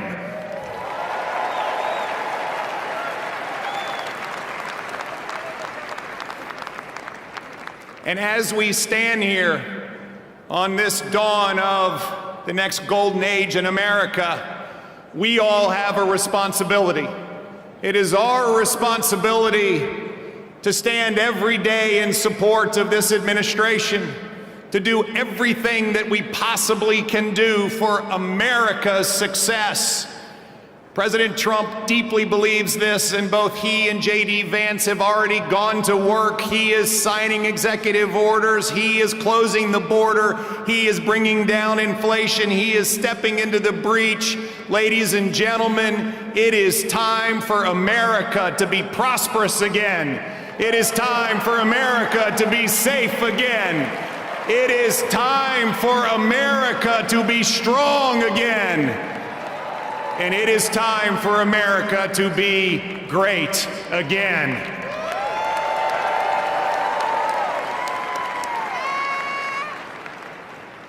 I hail from the great Commonwealth of Virginia, and we know a few great Americans in our history. From George Washington to Thomas Jefferson to James Madison to Patrick Henry, who echoed, "Give me liberty or give me death." My friends, those words that Thomas Jefferson penned, which are the greatest words, at least in this hemisphere, ever written, that we hold these truths to be self-evident, that all men are created equal and we are endowed by our Creator with certain unalienable rights, and among them are life, liberty, and the pursuit of happiness. Well, ladies and gentlemen, we stand here on the dawn of a new age where life, liberty, and the pursuit of happiness are available to every American. And we must stand together as we collectively say, God bless America and God bless Donald J. Trump and J.D. Vance. Thank you all very much. God bless you.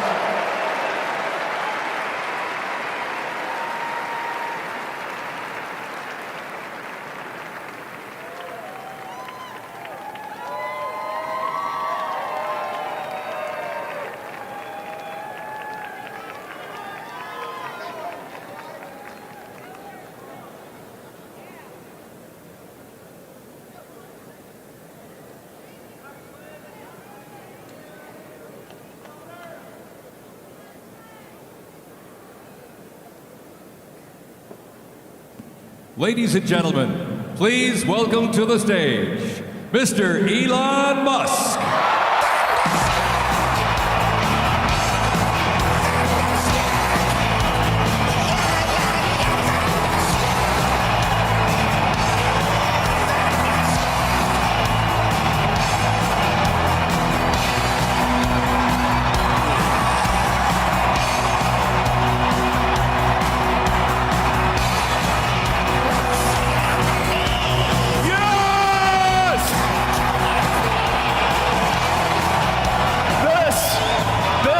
What victory feels like. Yeah!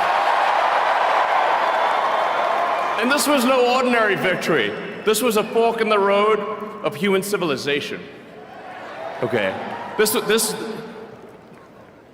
You know, there are elections that come and go. Some elections are, you know, important, some are not. But this one, this one really mattered. And I just want to say thank you for making it happen. Thank you.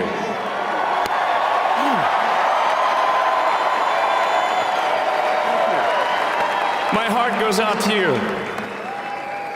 It is thanks to you that the future of civilization is assured. Thanks to you. We're going to have safe cities, finally, safe cities. Secure borders, sensible spending, basic stuff. And we're gonna take Doge to Mars.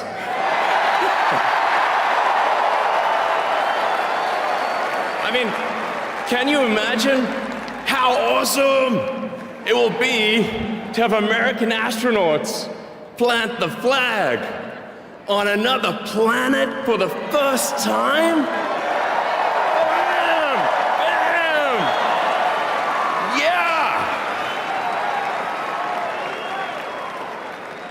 How inspiring would that be? You know, there's always problems in life. You know, there's this problem, solve that problem. But you know, there need to be things that inspire you.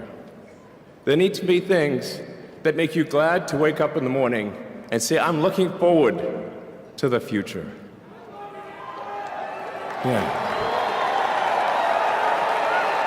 I love you guys.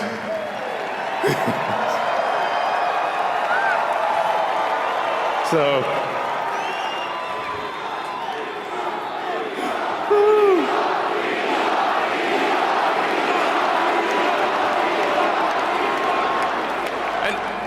and let me tell you, I'm gonna work my ass off for you guys. So, I really will. So, and yeah, but I'm super fired up for the future. It's going to be very exciting. As the president said, we're going to have a golden age. It's going to be fantastic. And one of the fundamental things, one of the most American values that I love is optimism, and this feeling like we're gonna make the future good. We're gonna make it good. So. Man, I can't wait. This is gonna be fantastic. So thank you again, and yeah, I'm just so excited about the future. Thank you guys. Thank you.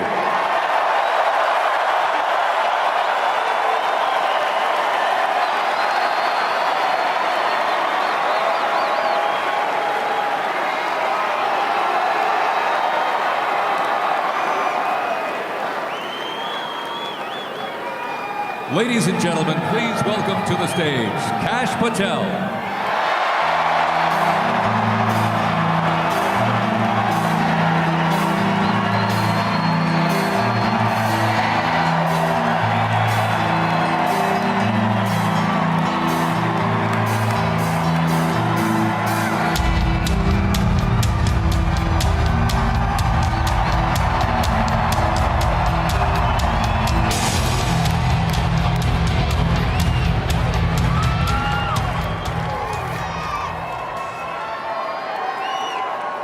My, oh my, how do you follow Elon Musk when he tells you you're going to take you to Mars? I'll tell you how. He and I share something deeply. We love the American dream. And we have been given a gift by God today to usher in a new dynasty because we just inaugurated Donald J. Trump as our 47th president. And we just inaugurated J.D. Vance as our Vice President of the United States. And we did that because the American dream is alive and well, because you chose that our dream can be the dream for our children and the dream for our world. And we are at a crossroads here in America, but our future is bright because you had the courage to stand for your convictions. So I'm humbled here to talk to you about why I love the American dream. My story's pretty simple, it's unique, and some of you share in it. My parents were born and raised in East Africa. My father in the 1970s fled a genocidal dictatorship in Uganda, where he saw 300,000 of his countrymen murdered, where he saw what lawlessness would do if it was allowed to break through the system of constitutional justice. He fled, like so many others. He married my mother. They moved here. They waited in line. They stood in line because the American dream was worth standing in line for.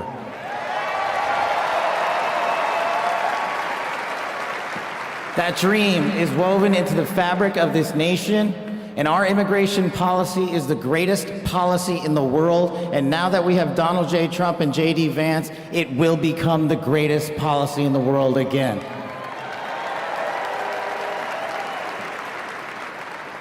But dreams and hopes aren't enough, my friends. We got to get to work.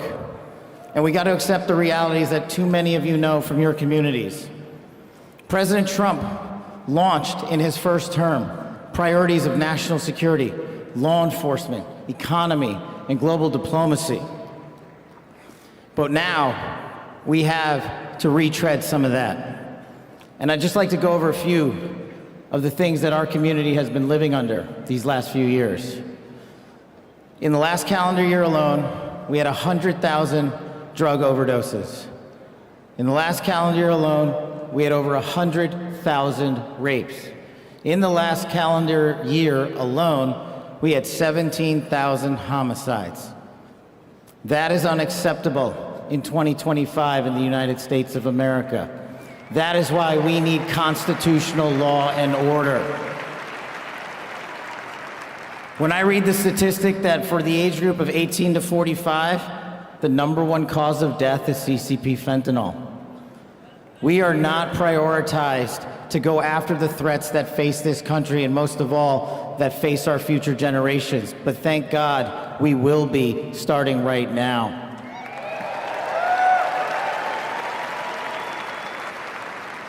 President Trump and J.D. Vance's leadership and administration will usher in the priorities that I cherished during my 16 years in government service. That we will always, always honor the men and women who wear the cloth of our nation and stand on that wall and tell you nothing's getting by them tonight. And so to them, thank you.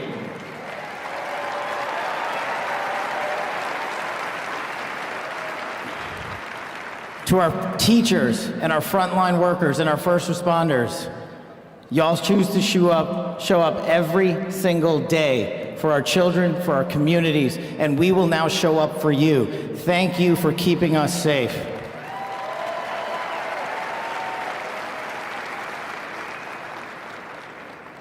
To the men and women in law enforcement, and maybe I'm biased on this one, Our police officers, our sheriffs, our federal agents are some of the greatest warriors that God has ever created. And we will put them first because they have our backs, and now we will have your backs.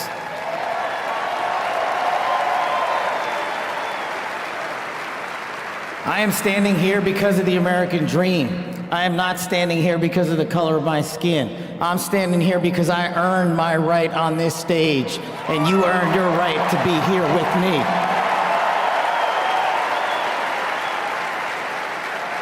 And I promise you this, with every fiber of my being, that our law enforcement, that our teachers, that our first responders, that our veterans, that our men and women in uniform who dare to serve this country and put themselves below the rest of our needs will be reprioritized to the top of the heap because they are standing on that wall, and we will not let that light go dark on them.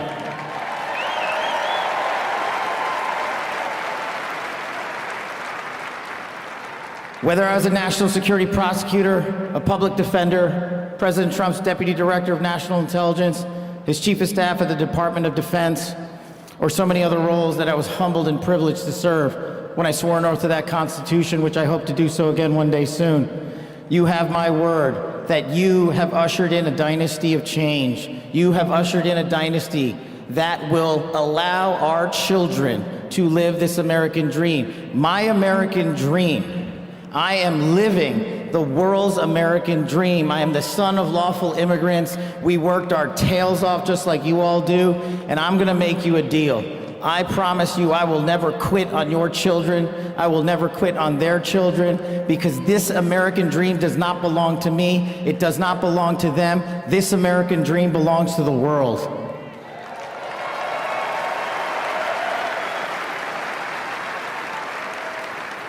So in closing, I just want to tell you this. It's pretty cool to be speaking in Capital One Arena right before the boss.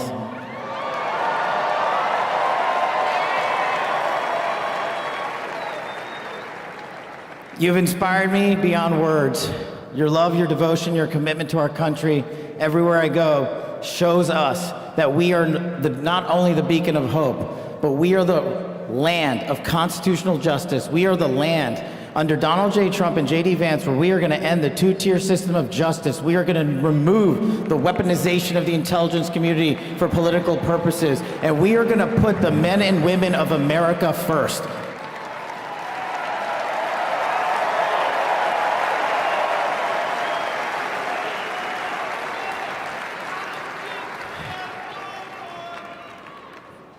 So listen, there's just one thing left to do.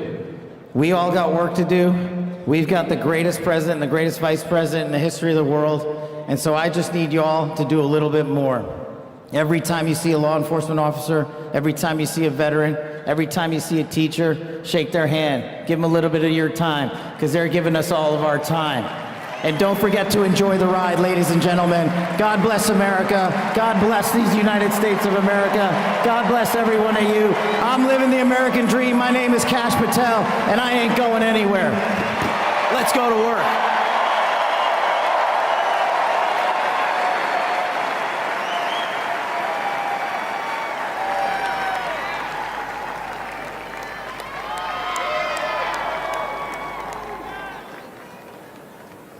Ladies and gentlemen, please welcome to the stage, Dan Scavino.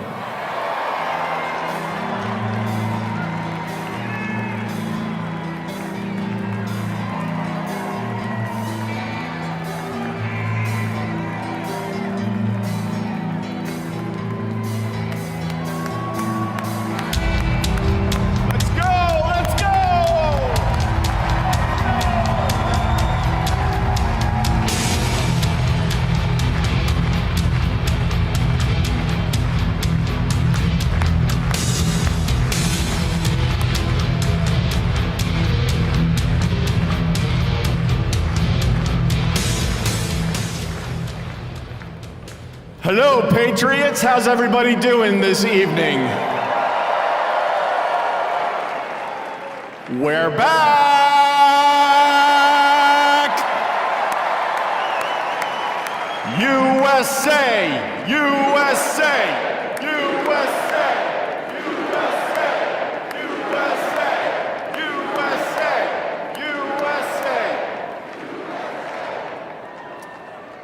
The 45th and the 47th President of the United States of America will be here shortly. He's down at the Capitol. He'll be in a little while. He'll be here. They asked me to come out and say a few words and say hello to you great American patriots that came from all over the country. Thank you for being here today.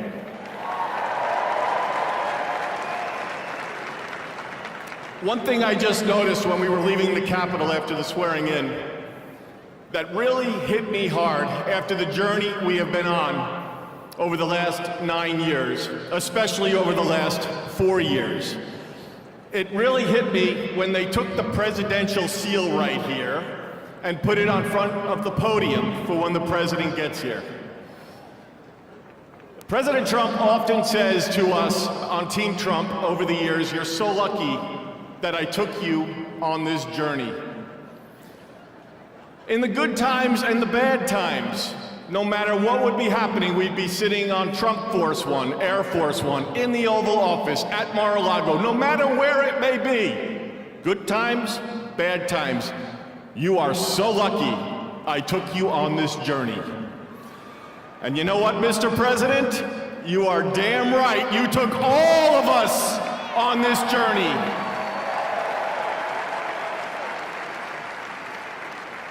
There's been a lot of stops along the way from 2016 when we started back in 2015 with a small campaign team flying around the country, doing rallies, small team, 6, 7, maybe 8 people.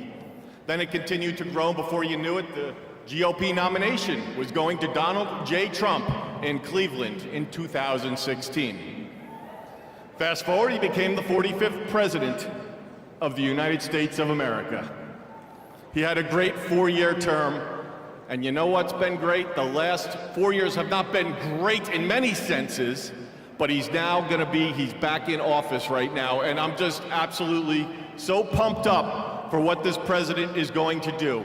He loves each and every one of you in this arena.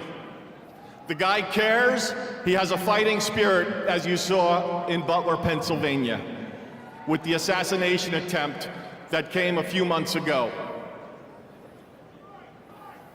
You could say that again. Fight, fight, fight. It's a moment that I will never forget, being there and in the hospital with him. I want to just give you a behind-the-scenes moment with the president and the heart that he has. We were in the hospital he had blood coming down his ear. He wanted to know how his staff was. Myself and Susie were with him, and Stephen Chung and Walt, and even the Secret Service. How are you guys doing? The guy just got shot in the damn head, and he's worried about us. Are you guys okay? He's on the phone with his family. Showed him a picture, the iconic photo of his fist raised in the air. Told him it was from Doug Mills from the New York Times, a great photographer. He looked at the picture, he's staring at the picture, one of the most historical photos of all time. There'll never be anything like it. He said, "Call Doug and see if he's doing okay." That's the attitude he had in that hospital.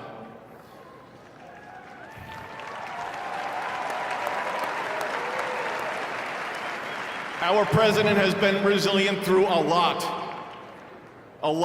and I don't need to get into all of it because you're all familiar with it, and I'm convinced much of it that went on over the last 4 years is why he won the election in an electoral landslide.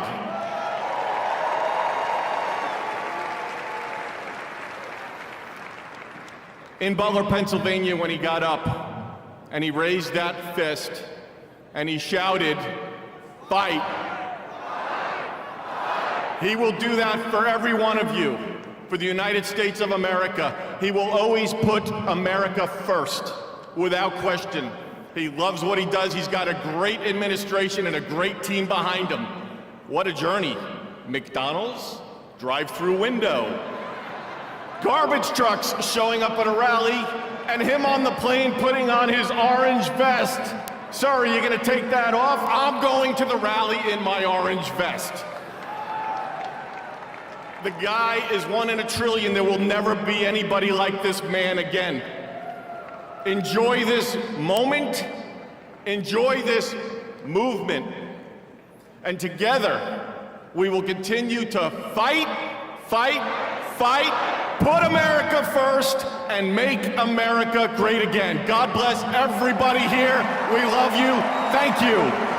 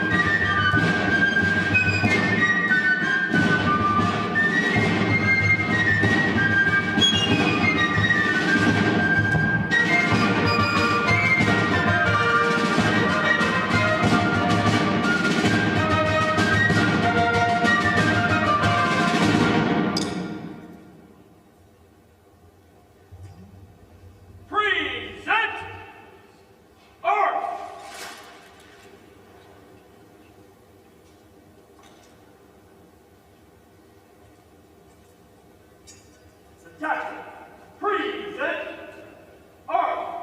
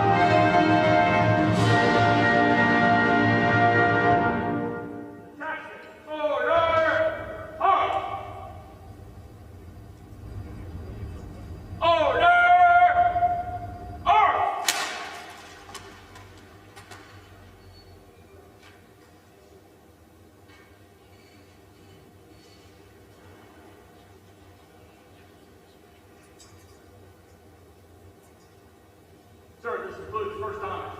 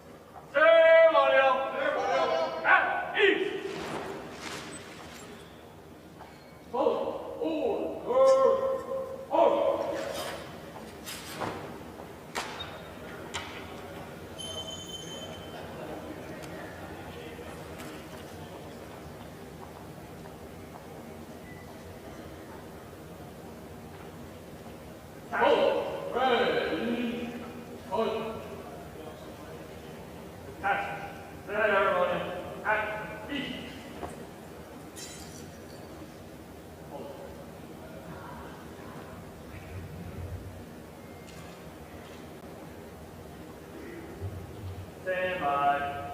Attack. Attention. Honor, guard. Hold. Attention. Hold. Right shoulder up.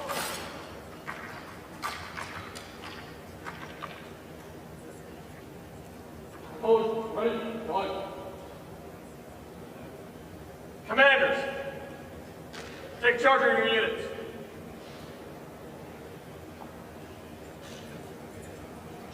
Right. Right. Forward. Forward. Forward. Right. Hands. Forward. Left. Right. Forward. Right. Down. Up. Forward. Oh! Return. Hold. Hold. Stay forward. Ready. Down. Right.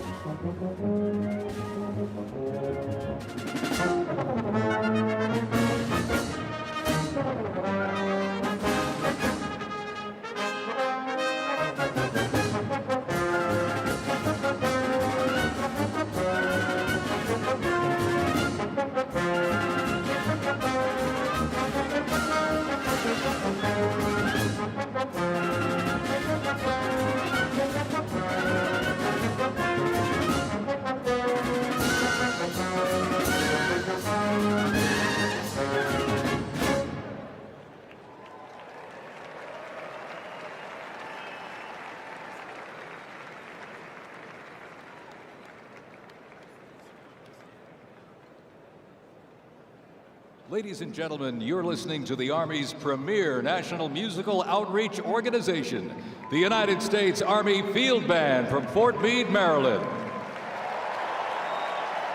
They are led by Commander and Conductor Lieutenant Colonel Domingo S. Robinson. The U.S. Army Field Band develops positive connections on behalf of the Army, the Department of Defense, and the United States through live music, multimedia performances, television productions, and emergent technologies, traveling thousands of miles annually across our nation and around the world, and appearing regularly on major television and streaming events. The Field Band proudly honors our soldiers and veterans while strengthening ties with communities worldwide.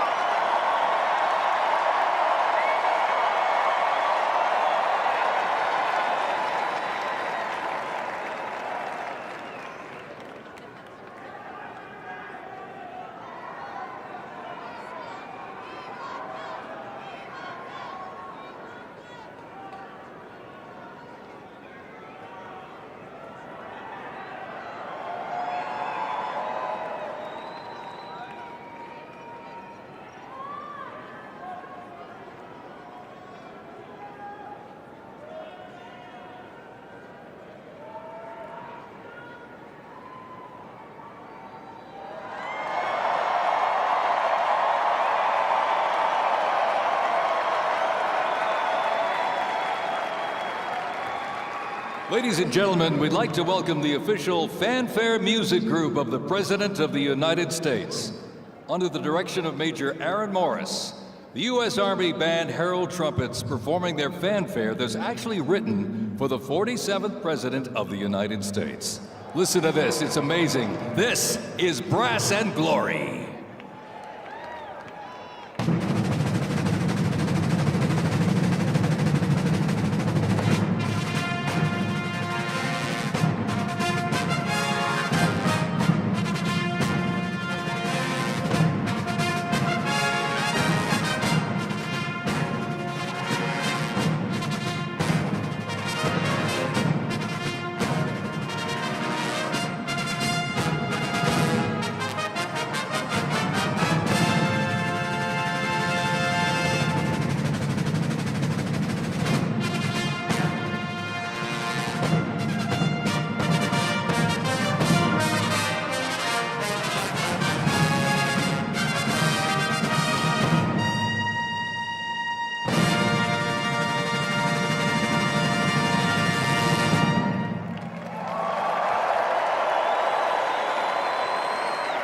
the official fanfare music group of the President of the United States under the direction of Major Aaron Morris. Let's hear it for them, folks.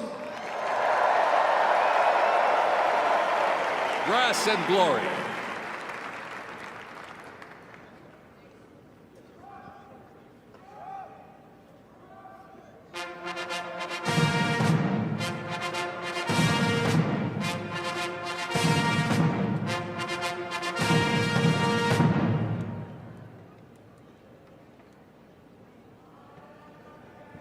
Ladies and gentlemen, please welcome the 50th Vice President of the United States of America, Vice President J.D. Vance, accompanied by the Second Lady, Mrs. Usha Vance.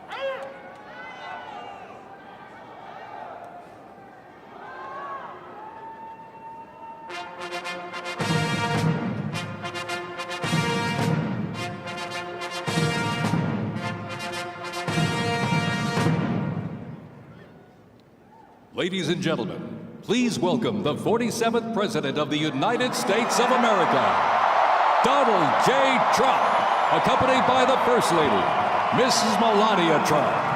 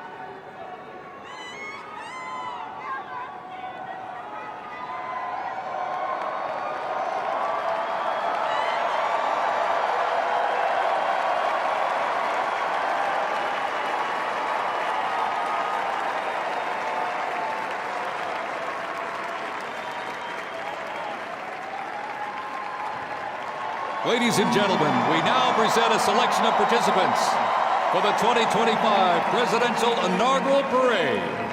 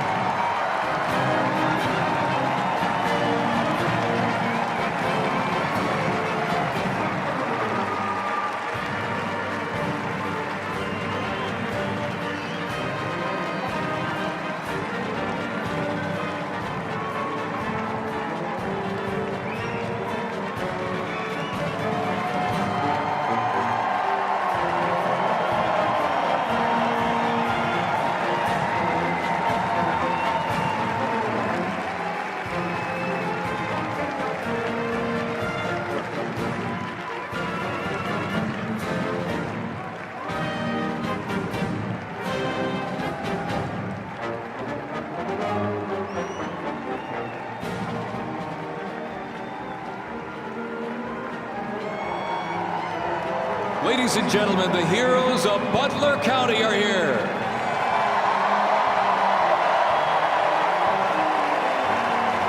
And they are here to pay homage to the life, selfless community service, and sacrifice of Corey Comparatori. Mr. Comparatori, a 10-year U.S. Army Reserve veteran and past fire chief to the Buffalo Township Volunteer Fire Company, who died during the assassination attempt on the life of President Trump in Butler, Pennsylvania, July 13th, 2024. Their formation consists of Pennsylvania State Police, local police, county sheriffs, emergency services unit, EMS, 911 radio dispatch, and hospital personnel, who all heroically stepped into action during the horrific attack. They are also paying tribute to the courageous service of first responders nationwide.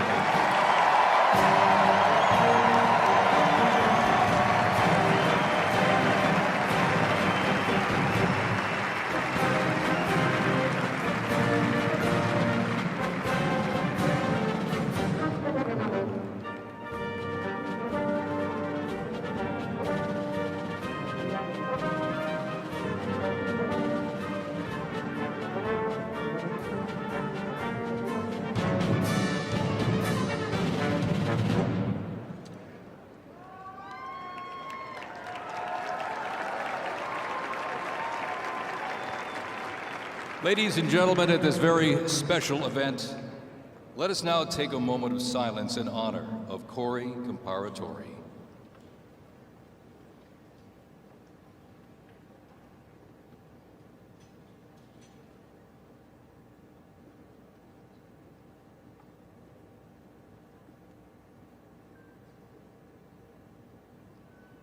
Thank you very much, ladies and gentlemen.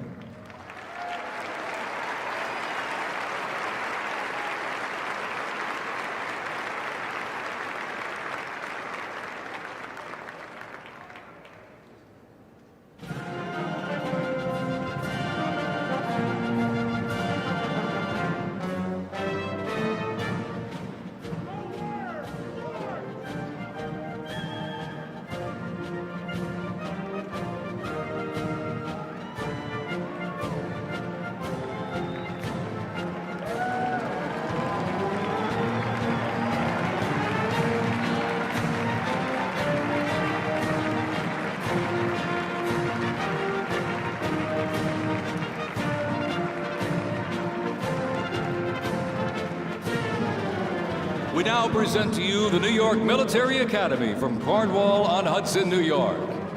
New York Military Academy stands out due to its unique connection to the president himself. President Trump is a 1964 graduate and has been enshrined as one of our alumni of distinction. This historic academy has been named the Junior Reserve Officer Training Corps, that's JROTC, and are marching with their cadet dress uniforms. Look at these, all modeled after post-World War I General Blackjack Pershing's gray uniform.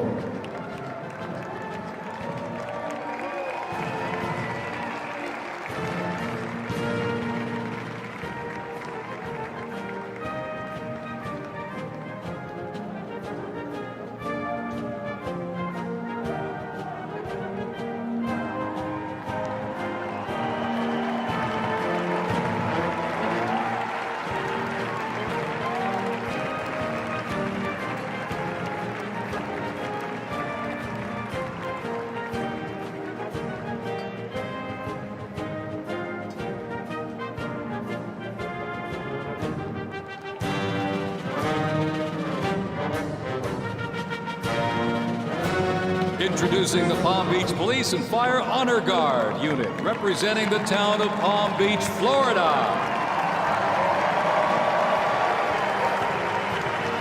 This group consists of police officers and firefighters from the town of Palm Beach, home to some of the most prestigious people in the world, including President Donald J. Trump.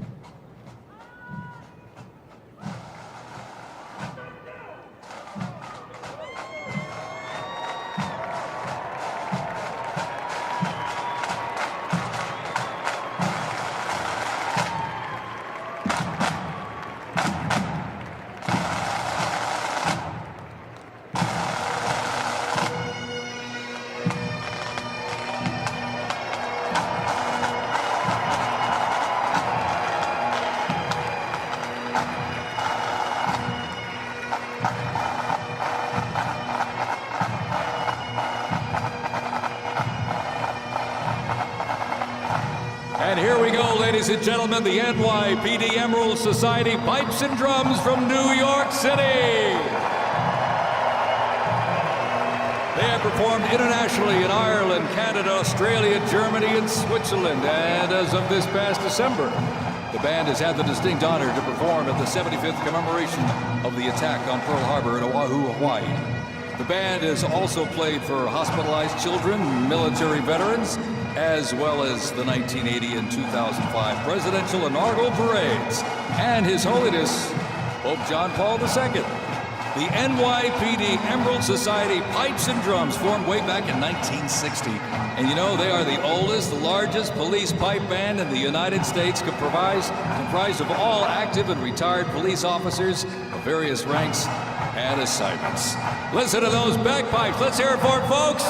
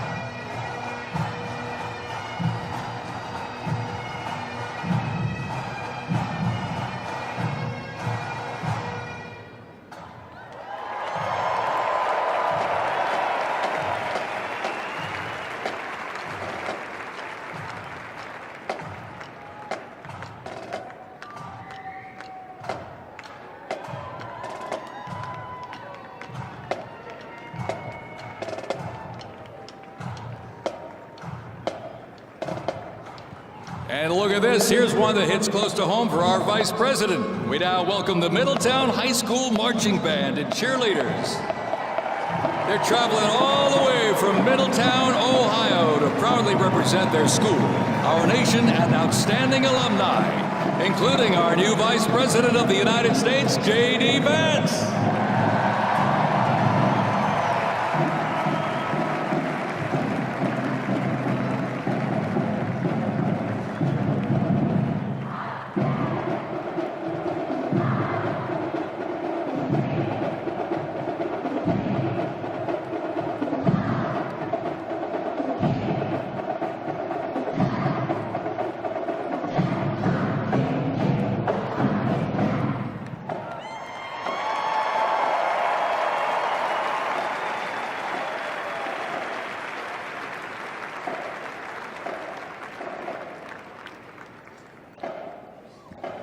The band has performed in countless parades, community and sporting events, as well as competitions. They have also always qualified for the Ohio Music Educators Association state finals for 23 years straight. How about that?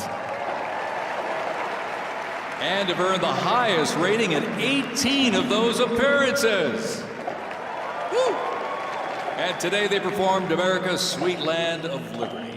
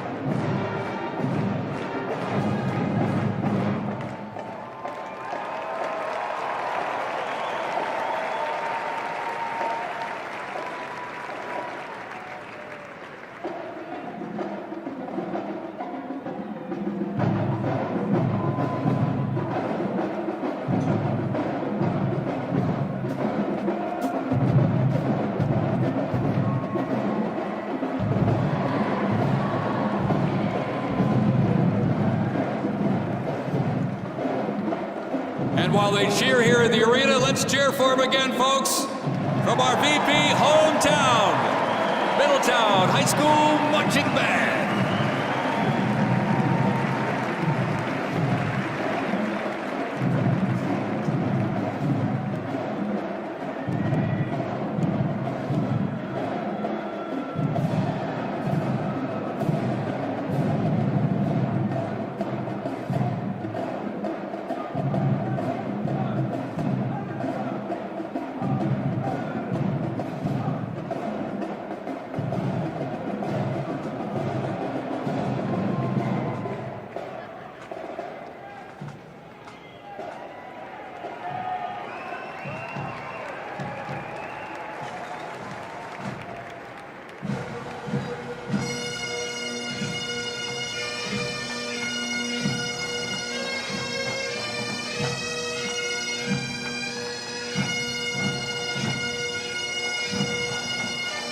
Ladies and gentlemen, entering the arena right now, traveling from Boca Raton, Florida, the Florida Firefighters Pipes and Drums. And they are well seasoned when it comes to civic events. They've played and participated in parades, memorials, and other ceremonial events across both the United States and Europe. Today, they are wearing their most notable uniforms. What a great photo opportunity. Consisting of the Glengarry headgear and kilts. And they are proud to honor their fallen brothers and sisters each and every day.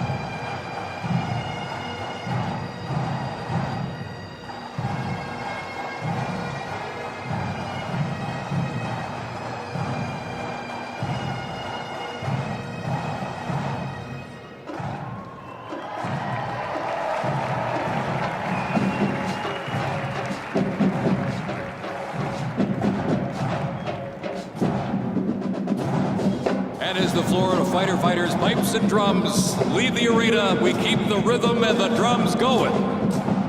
Please welcome the Stewart's Creek High School Marching Band. Traveling all the way from Smyrna, Tennessee, they are proud to represent the volunteer state in the 2025 Presidential Inaugural Parade.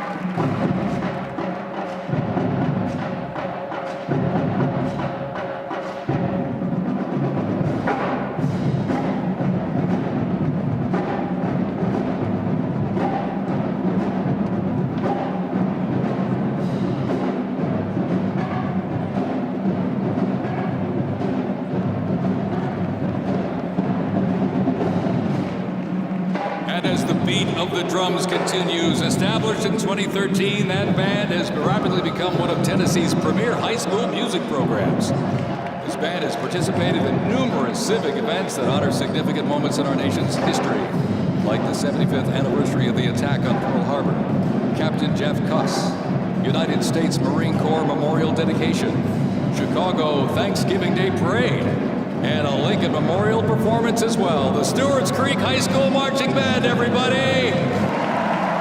Make them feel welcome here in D.C.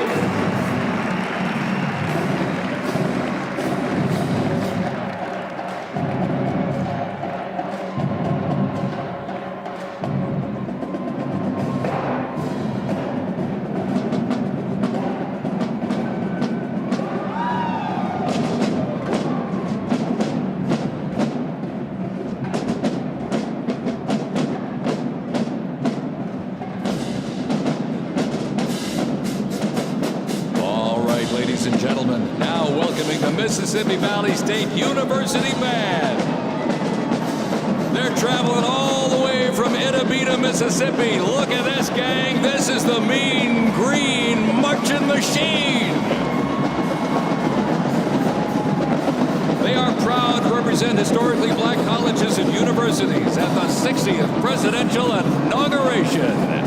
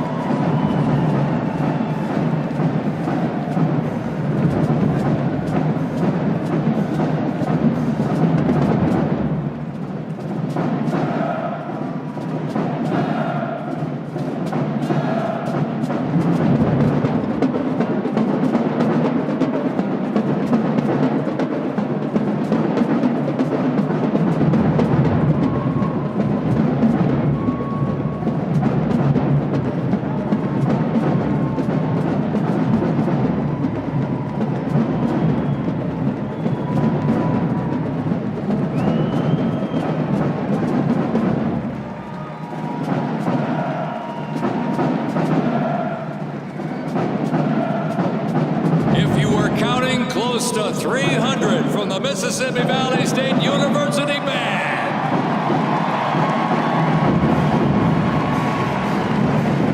You know, since its founding, the band has consistently played a significant role at their university and across the United States. They have performed for athletic events, Mardi Gras parades, Rose Bowl parades, and many, many more.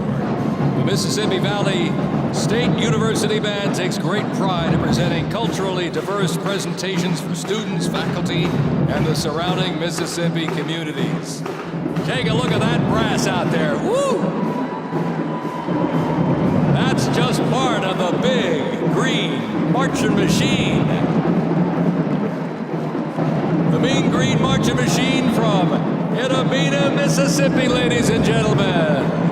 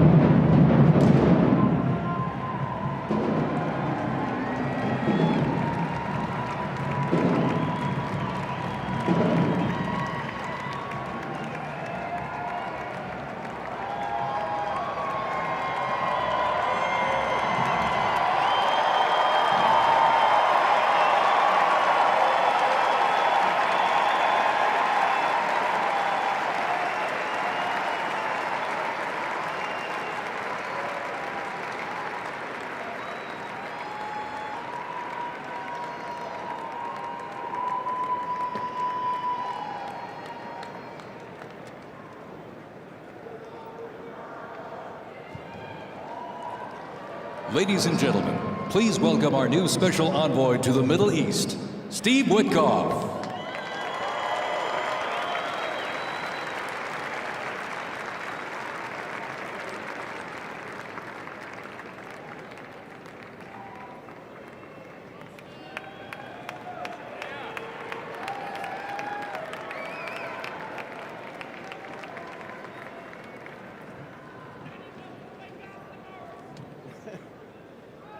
Good evening, everybody. I was appointed by President Trump to be the special envoy for peace in the Middle East.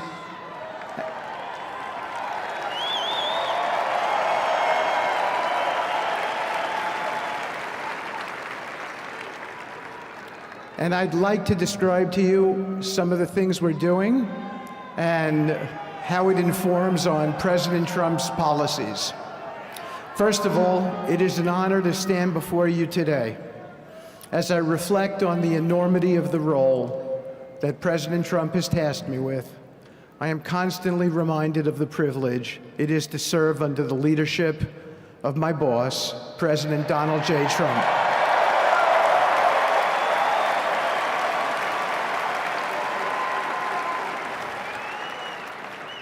His presidency has provided a clear, bold vision for the Middle East, and it is this vision that guides every step I take in the mission.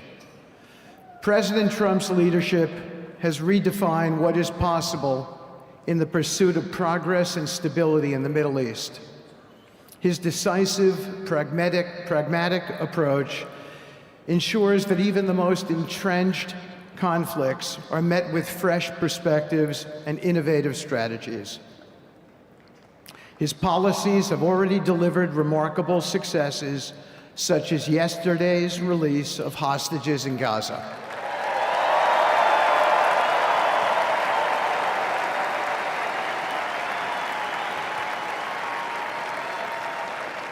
Thank you.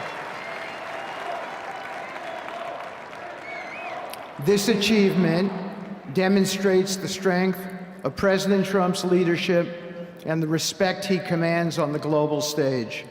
It is yet another example of his ability to deliver results in the most complex and challenging situations. The Abraham Accords, a testament to his vision and determination, have also brought historic progress to the region, transforming old rivalries into new alliances.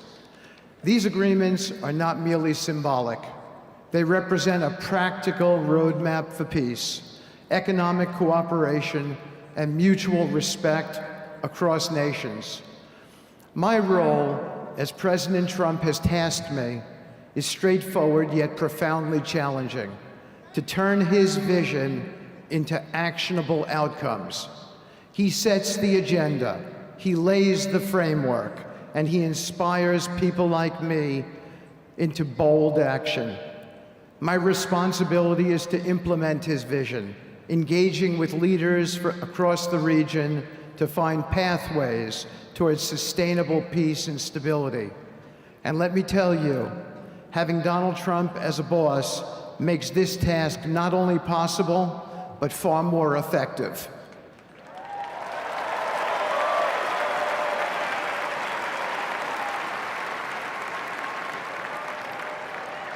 President Trump's reputation as a leader who delivers results resonates far beyond Washington. Leaders in the Middle East know he means what he says. His ability to cut through bureaucratic gridlock and focus on tangible results is the game changer. It allows me to approach delicate negotiations with the confidence that the full weight of the United States is behind me. The principles President Trump has laid out for our approach to the Middle East and foreign policy in general are fourfold, and they are clear. 1, respect for sovereignty. Every nation deserves the right to determine its own destiny, free from the interference of external powers. 2, economic prosperity as a bridge to stability. Through economic partnerships and investment, we can build a foundation for cooperation that transcends historical grievances. 3, courageous diplomacy. Real progress requires difficult conversations and bold decisions, and it is through these that trust is built and maintained. And finally, 4, reciprocity and accountability. The United States requires reciprocal actions from our partners. We are done carrying the financial burden for nations that are unwilling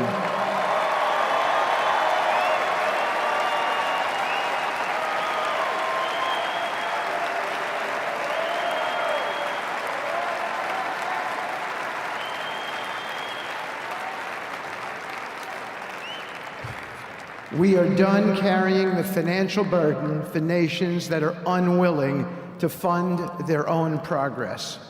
The days of blank checks are over.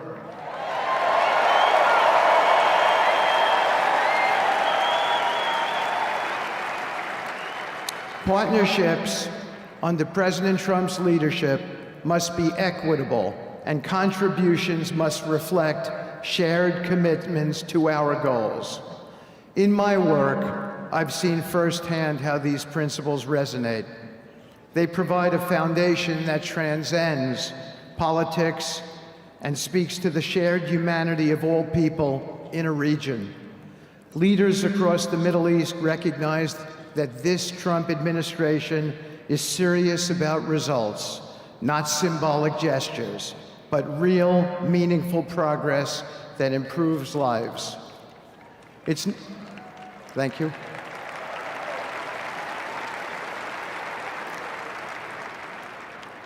It's not always easy.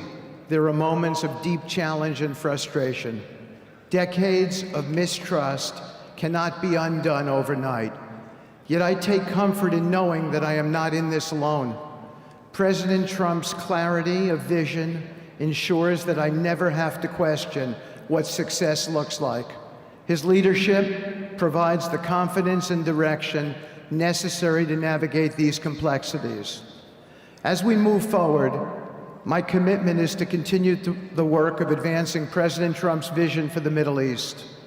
Whether through expanding the Abraham Peace Accords, fostering economic development, or facilitating dialogue between long-standing adversaries, my focus remains on actionable results. Let me close by saying this: a stable and prosperous Middle East is not an unattainable dream. It is a goal within our reach, made possible by strong leadership and unwavering commitment. Under President Trump's guidance, we are proving that the impossible can become reality. Thank you, but I have one more thing to say.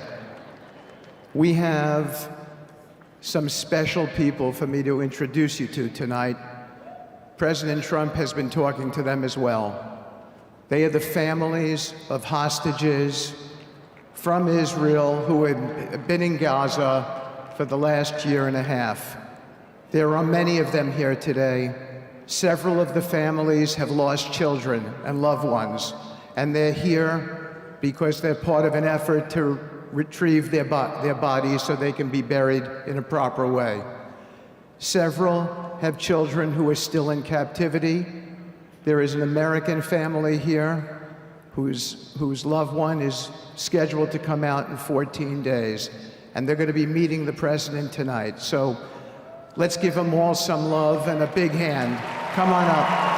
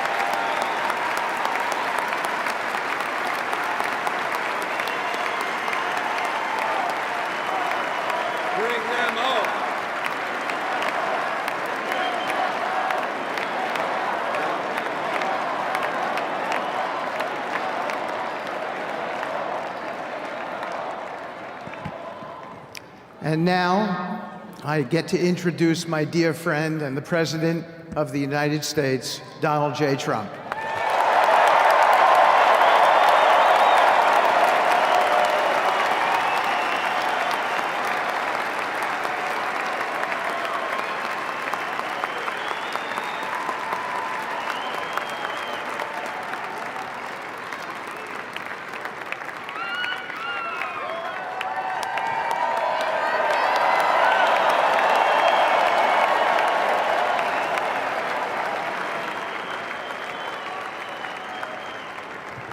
Thank you very much, everybody. Appreciate it. Thank you.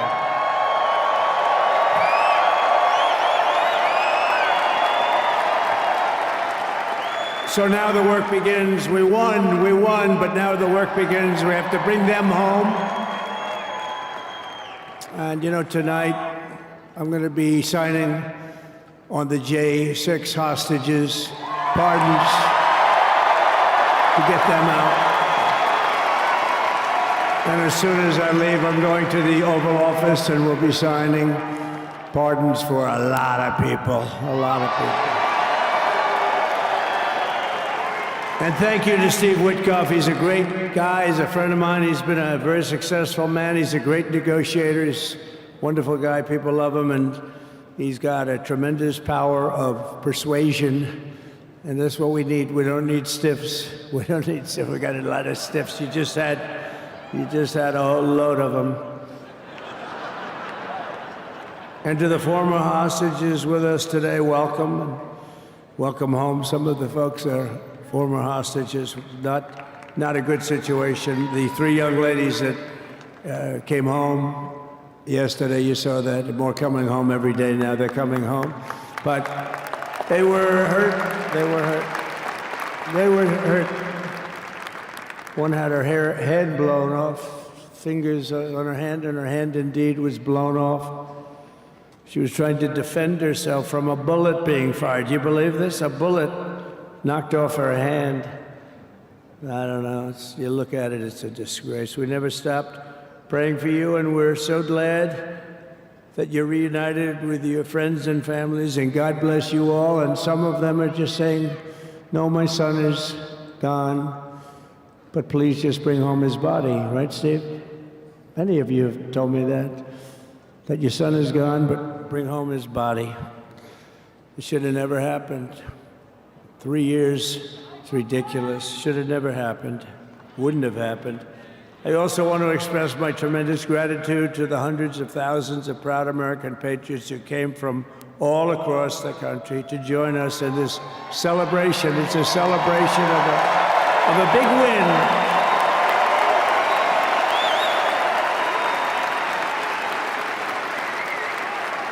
And you're witnessing the dawn of the golden age of America. That's what it's going to be. We're bringing it back. We're going to bring it back fast. We're going to bring it back fast.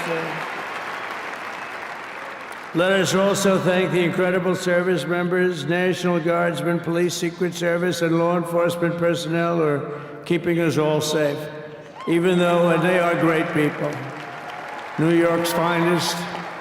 I grew up with New York's finest, and we got to give them their authority back. You won't have any crime.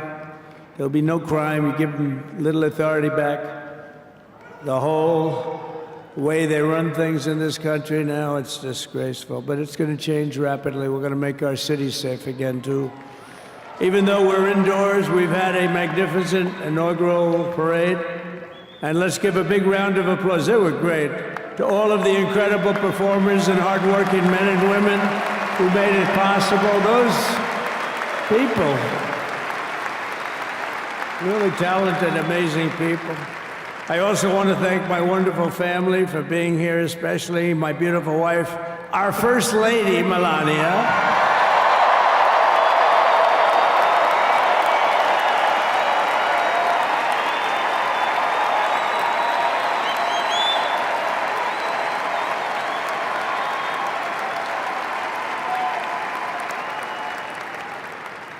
I love our First Lady. And also, JD. How good has JD been? And his beautiful wife, Usha.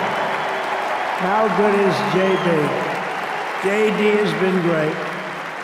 He's another good negotiator, Steve. He's a great negotiator, too. We need negotiators in this country.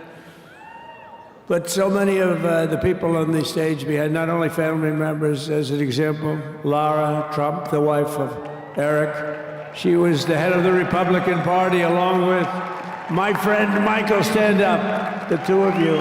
What a job. What a job they did. They worked so hard. They knew they'd be rigging, but they said, we're going to make it too big to rig, and we did. We made it too big to rig. We won every swing state by a lot. We won the popular vote by millions and millions of votes. We won the whole ball of wax. And now we're going to go and drill, baby, drill, and do all the things that we've wanted to do and bring your costs down, your prices down, and make our country safe. So thank you very much, Michael. Thank you very much. What a job you've done, Michael. I'm never moving you, you know. He was thinking about getting a nice job in the administration. I said, no, I'm leaving you right where you are. You've done a very good job. We're not moving you, Michael. I'm sorry. Anyway, thank you very much. Appreciate it. Appreciate it very much. Right here with us also in the arena, I'm about to sign some very important executive orders of our new administration.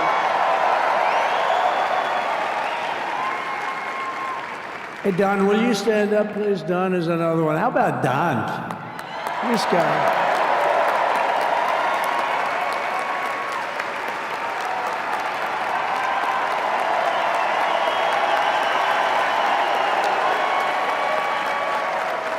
He's a popular one. He goes out and speaks. He gets a big crowd. He's a little on the rough side sometimes, but that's what you want. He's done a fantastic job, and he loves our country. Thanks, Don. Great job. You've done a great job. And Ivanka.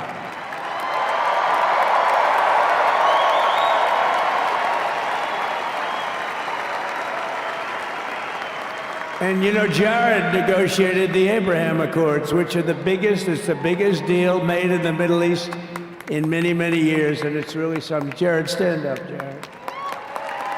The Abraham Accords.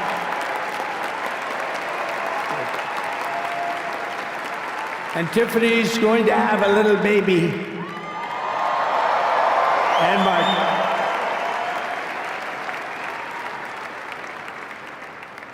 And then I have a very tall son named Barron. Has anyone ever heard of him?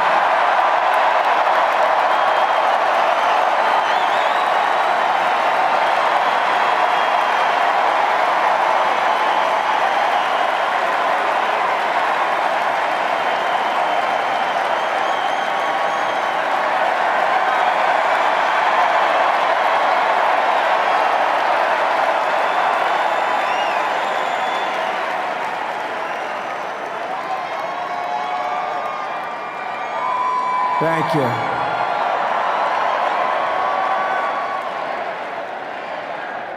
He knew the youth vote. You know, we won the youth vote by 36 points. And he was saying, Dad, you got to go out and do this one and that one. And we did a lot of them. And he respects them all. He understood them very well. And he said, Dad, you got to go out, do Joe Rogan, do all these guys. And we did. We did. And Joe Rogan was great. They were all great, right? Aaron, they were all good. He understood the market. Another famous one, how about Kai? Stand up, Kai.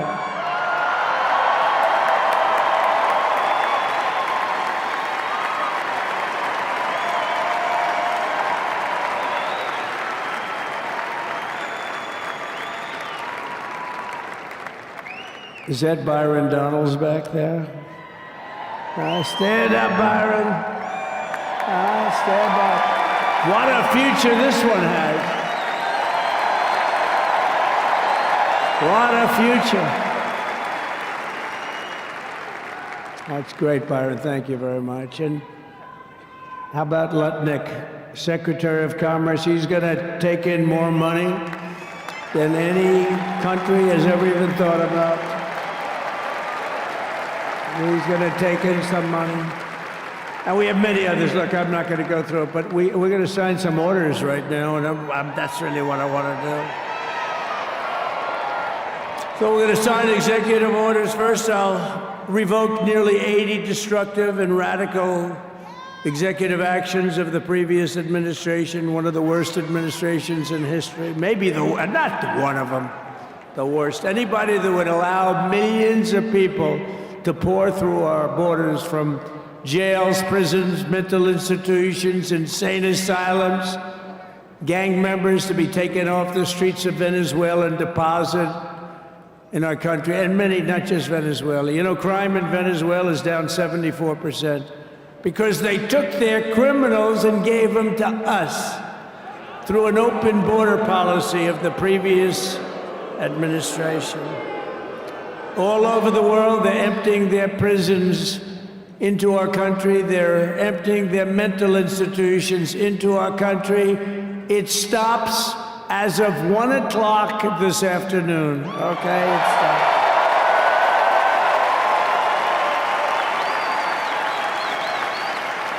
So I'm revoking nearly 80 destructive, radical executive actions of the previous administration. They'll all be null and void within about, what, 5 minutes? Is that them over there? 5 minutes?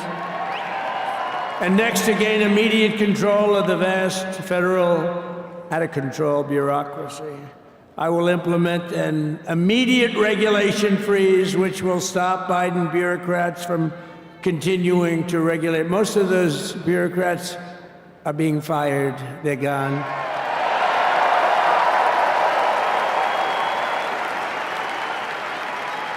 Should be all of them, but some sneak through, but we have to live with a couple, I guess. I'll also issue a temporary hiring freeze to ensure that we're only hiring competent people who are faithful to the American public, and we will pause the hiring of any new IRS agents. We will also require that federal workers must return to the office in person. And we're going to take the 88,000 people that they hired to go after you with guns. By the way, they're allowed to use guns and harass you like they were so many other people. Remember this. Okay, remember? Do you remember a little statement about tips? Does anybody remember that little statement? I think we won Nevada because of that statement. But they went out and harassed you over the tips. In other words, we are restoring control of our government to the people. We're going to take those 88,000. Let's see if they'd like to work on the border, because that's what we want them really involved.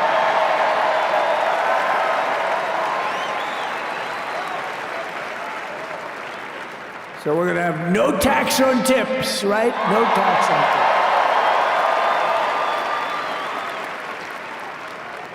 tips. And we may have, like the Speaker of the House, is he here? He's done such a good job. Is Mike here? He's around here someplace. I saw him just a little while ago. Hello, fellas. Look at you guys. Yeah, I know it. He's great. He's doing great.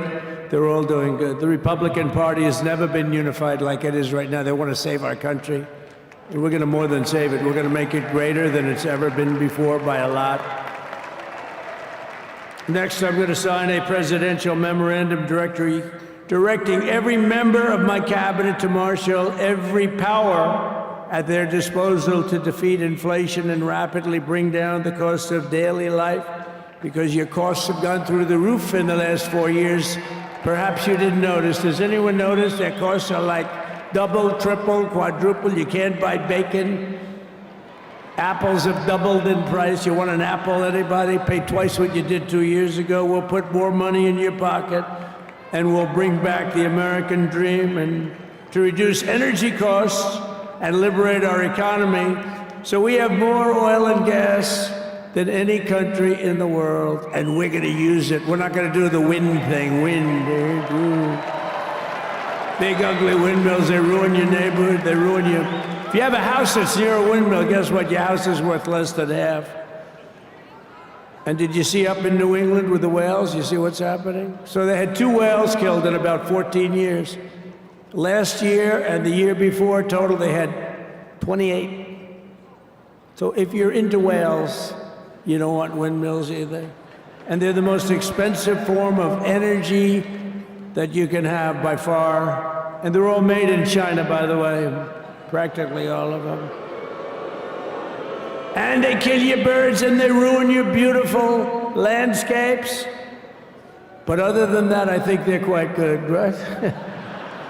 Now, remember when we used to joke and kid when we were kidding, but we don't kid anymore? They want to watch the debates on television. They want to watch your favorite president on television. But the wind isn't blowing, so we can't watch television that night, Gladys. Remember? Gladys, I'm sorry, the wind is just not blowing. We're not watching Trump tonight. But I'm immediately withdrawing from the unfair, one-sided Paris Climate Accord ripoff. The United States will not sabotage our own industries while China pollutes with impunity. You know, China, I mean, look, they use a lot of dirty energy, but they produce a lot of energy. And when that stuff goes up in the air, you know, it doesn't stay there. It's not like you got a wall. We love walls, don't we? Not like you have a wall around and it doesn't. It floats into the United States of America after 3.5 to 5.5 days. It floats across the oceans and it comes right over your neighborhood and it falls into your neighborhood. So they all say, we have to fight for cleaner air, but the other dirty air is dropping all over us. So what the hell are they talking about? Unless everybody does it, it just doesn't work. You know, we had the cleanest air and the cleanest water that this country's ever had under the Trump administration, and we didn't do anything to stop jobs and stop production. Believe me, you're going to see a lot of companies come pouring back because tariffs. I always say tariffs is the most beautiful word to me in the dictionary. Then I was reprimanded by the fake news. They said, what about love, religion, and God? I said, I agree. Let's put God number one. Let's put religion number two. Love, I don't know. We got to put that number 3, I guess, right?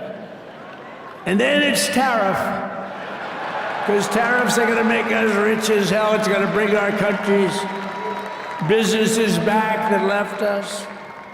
And I'll also sign an executive order to immediately end federal government censorship of the American people. In America, we believe in free speech, and we're bringing it back starting today to stop the weaponization. Oh, do I know about that, these creeps? Deranged Jack Smith. You ever hear of him? Deranged. He's a deranged prosecutor. He's sick. They suck him on me. He's now been reduced to getting on an airplane, going back to The Hague or wherever the hell he came from. We got to get rid of that guy. Hey, was he one of the many people that got a pardon today? Did they pardon Jack Smith? You know, did you know that Biden, while I was making my speech, pardoned his whole family?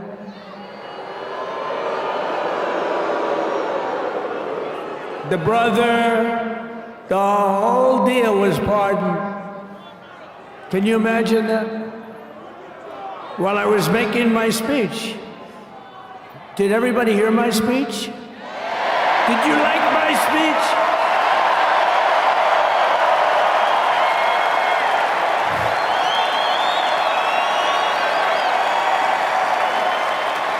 Thank you.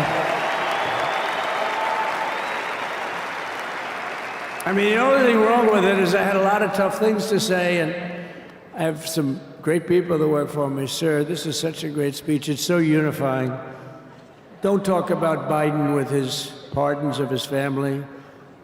We want a unified country. They said, don't talk about the J6 hostages that you're going to be releasing today. Sir, don't put that in your speech, please. I said, but I want to put it in my speech. They said, sir, it won't be unified like it is. It's so beautiful the way it is. And it is getting great reviews.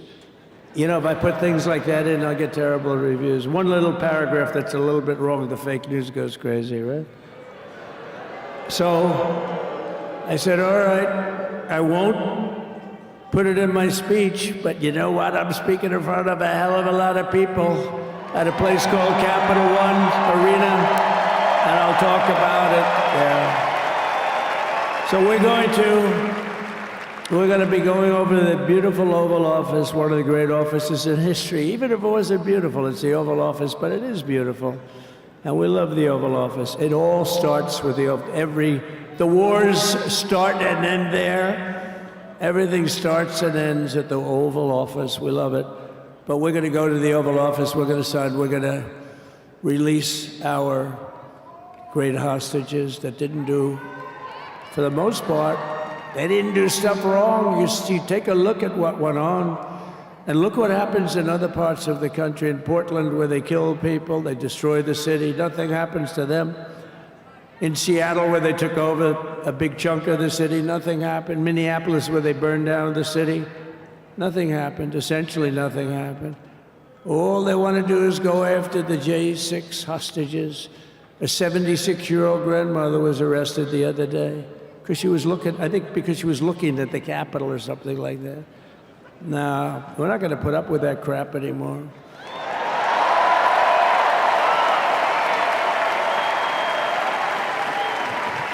And to stop the weaponization of law enforcement, I've been investigated more than any human being in the world. I believe I have the all-time record. Every day a subpoena. Every single day would get subpoenas. I was more than any person. Alphonse Capone, remember I used to talk about it? Now, Alphonse Capone, Scarface, he was a pretty rough guy. He was investigated about 1/100th what Trump was investigated. My father's looking down at me, my mother, how the hell did this happen? You know what it is? They investigated their political opponent, the opponent of Biden, and then ultimately Kamala. Has anyone ever heard of Kamala?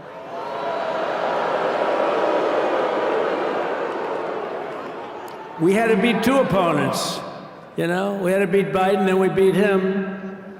Now he goes on top. The guy was like 39 points down. I think I could have beaten Trump. They should have left me and I would have beaten. No, his debate performance wasn't the best, right? That's what killed him. And then they had to change, and that's like you get into a fight. The great Dana White spoke last night. We love Dana White, right? UFC. That's like he puts in two fighters, one of them's getting creamed, getting really beaten, and they say, all right, take him out, let's put somebody else in to finish up the fight. That's what they did to us. They gave us somebody new, but we took care of both of them.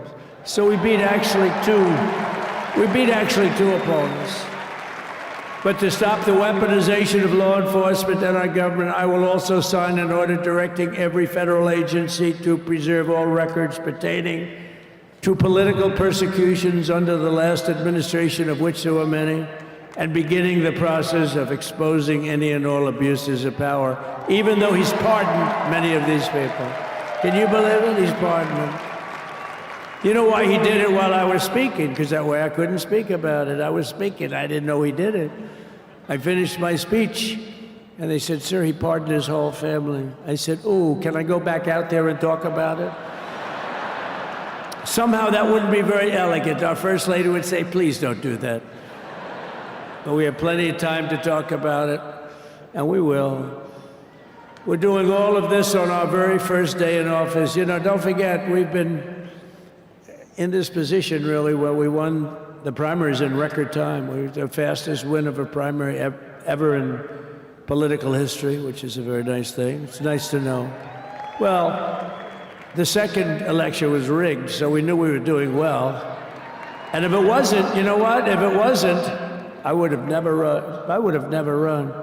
But the third one was just a monster. Boy, was that a big one, huh? That was a big one.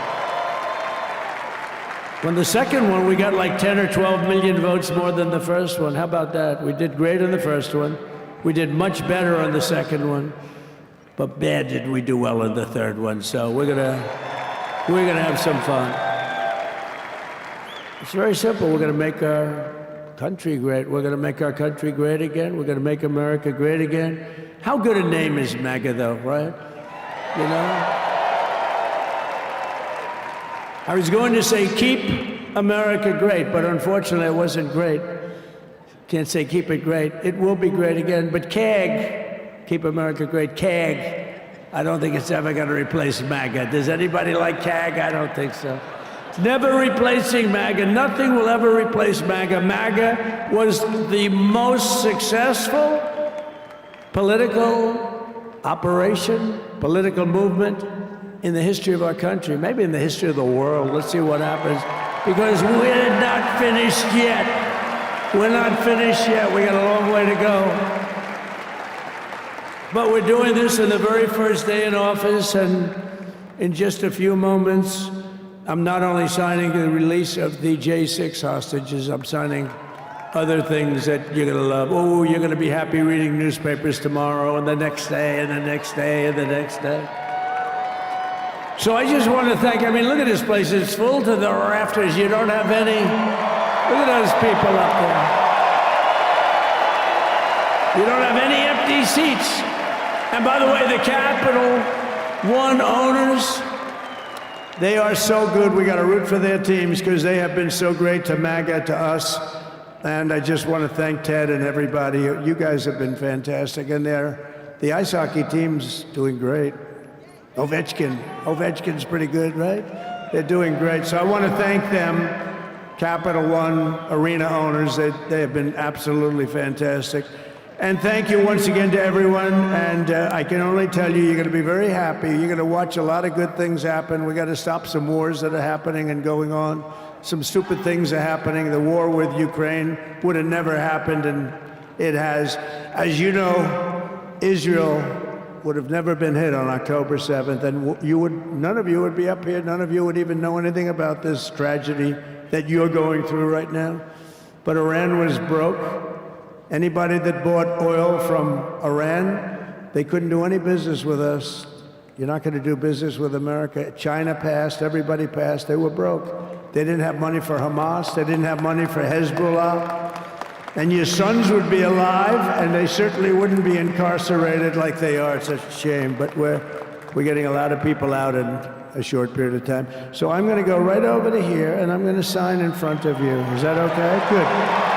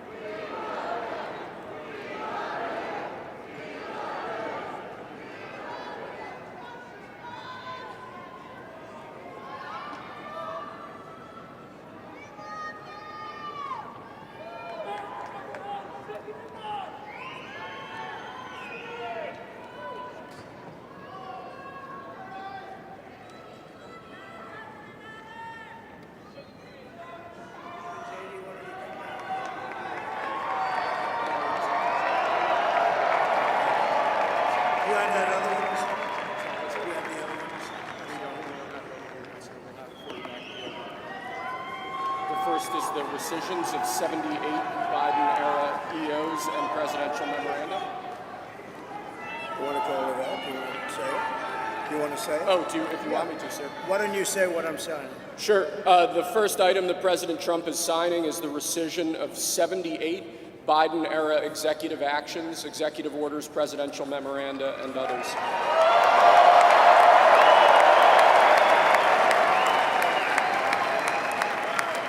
Thank you, sir.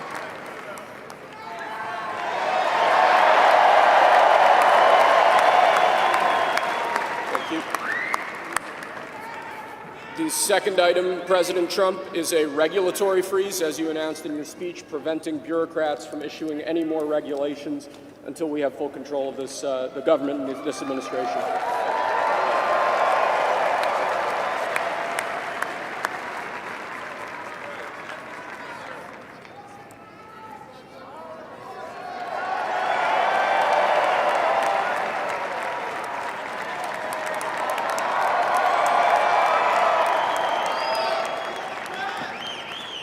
Sir, can I have a pen? The The next item, sir, is a freeze on all federal hiring, excepting the military and a number of other excluded categories, again, until full control of the government is achieved and we understand the objectives of government going forward.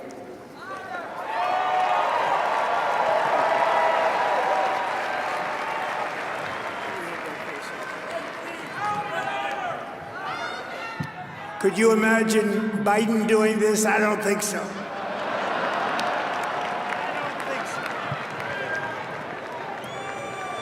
Sir, the next item, as you announced in your speech, is a requirement that federal workers return to full-time in-person work immediately.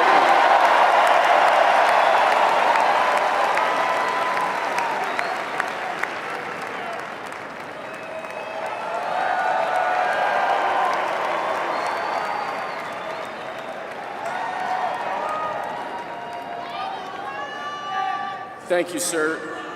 Next, we have a directive to every department and agency in the federal government to address the cost of living crisis that has cost Americans so dearly.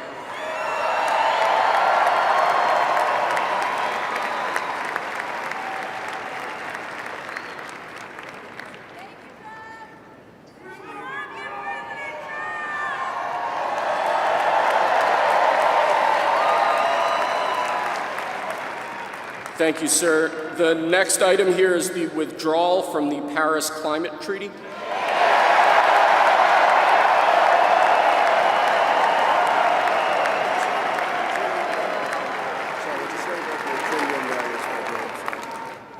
Yes, sir.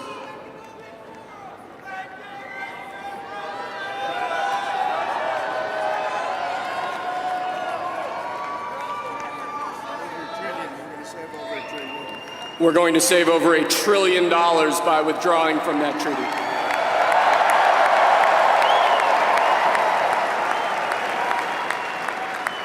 And the next item, sir, is a letter that will be transmitted to the United Nations explaining that we are withdrawing from the Paris Climate Treaty.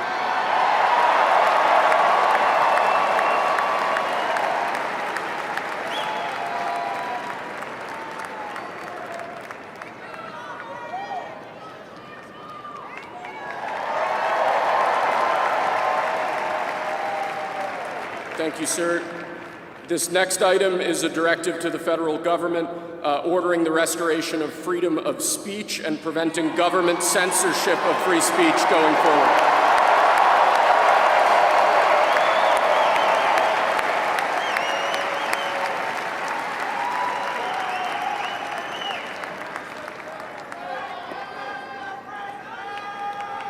And lastly, sir, before we go back to the Oval Office to sign a large number of other items, is a directive to the federal government ending the weaponization of government against the political adversaries of the previous administration, as we've seen.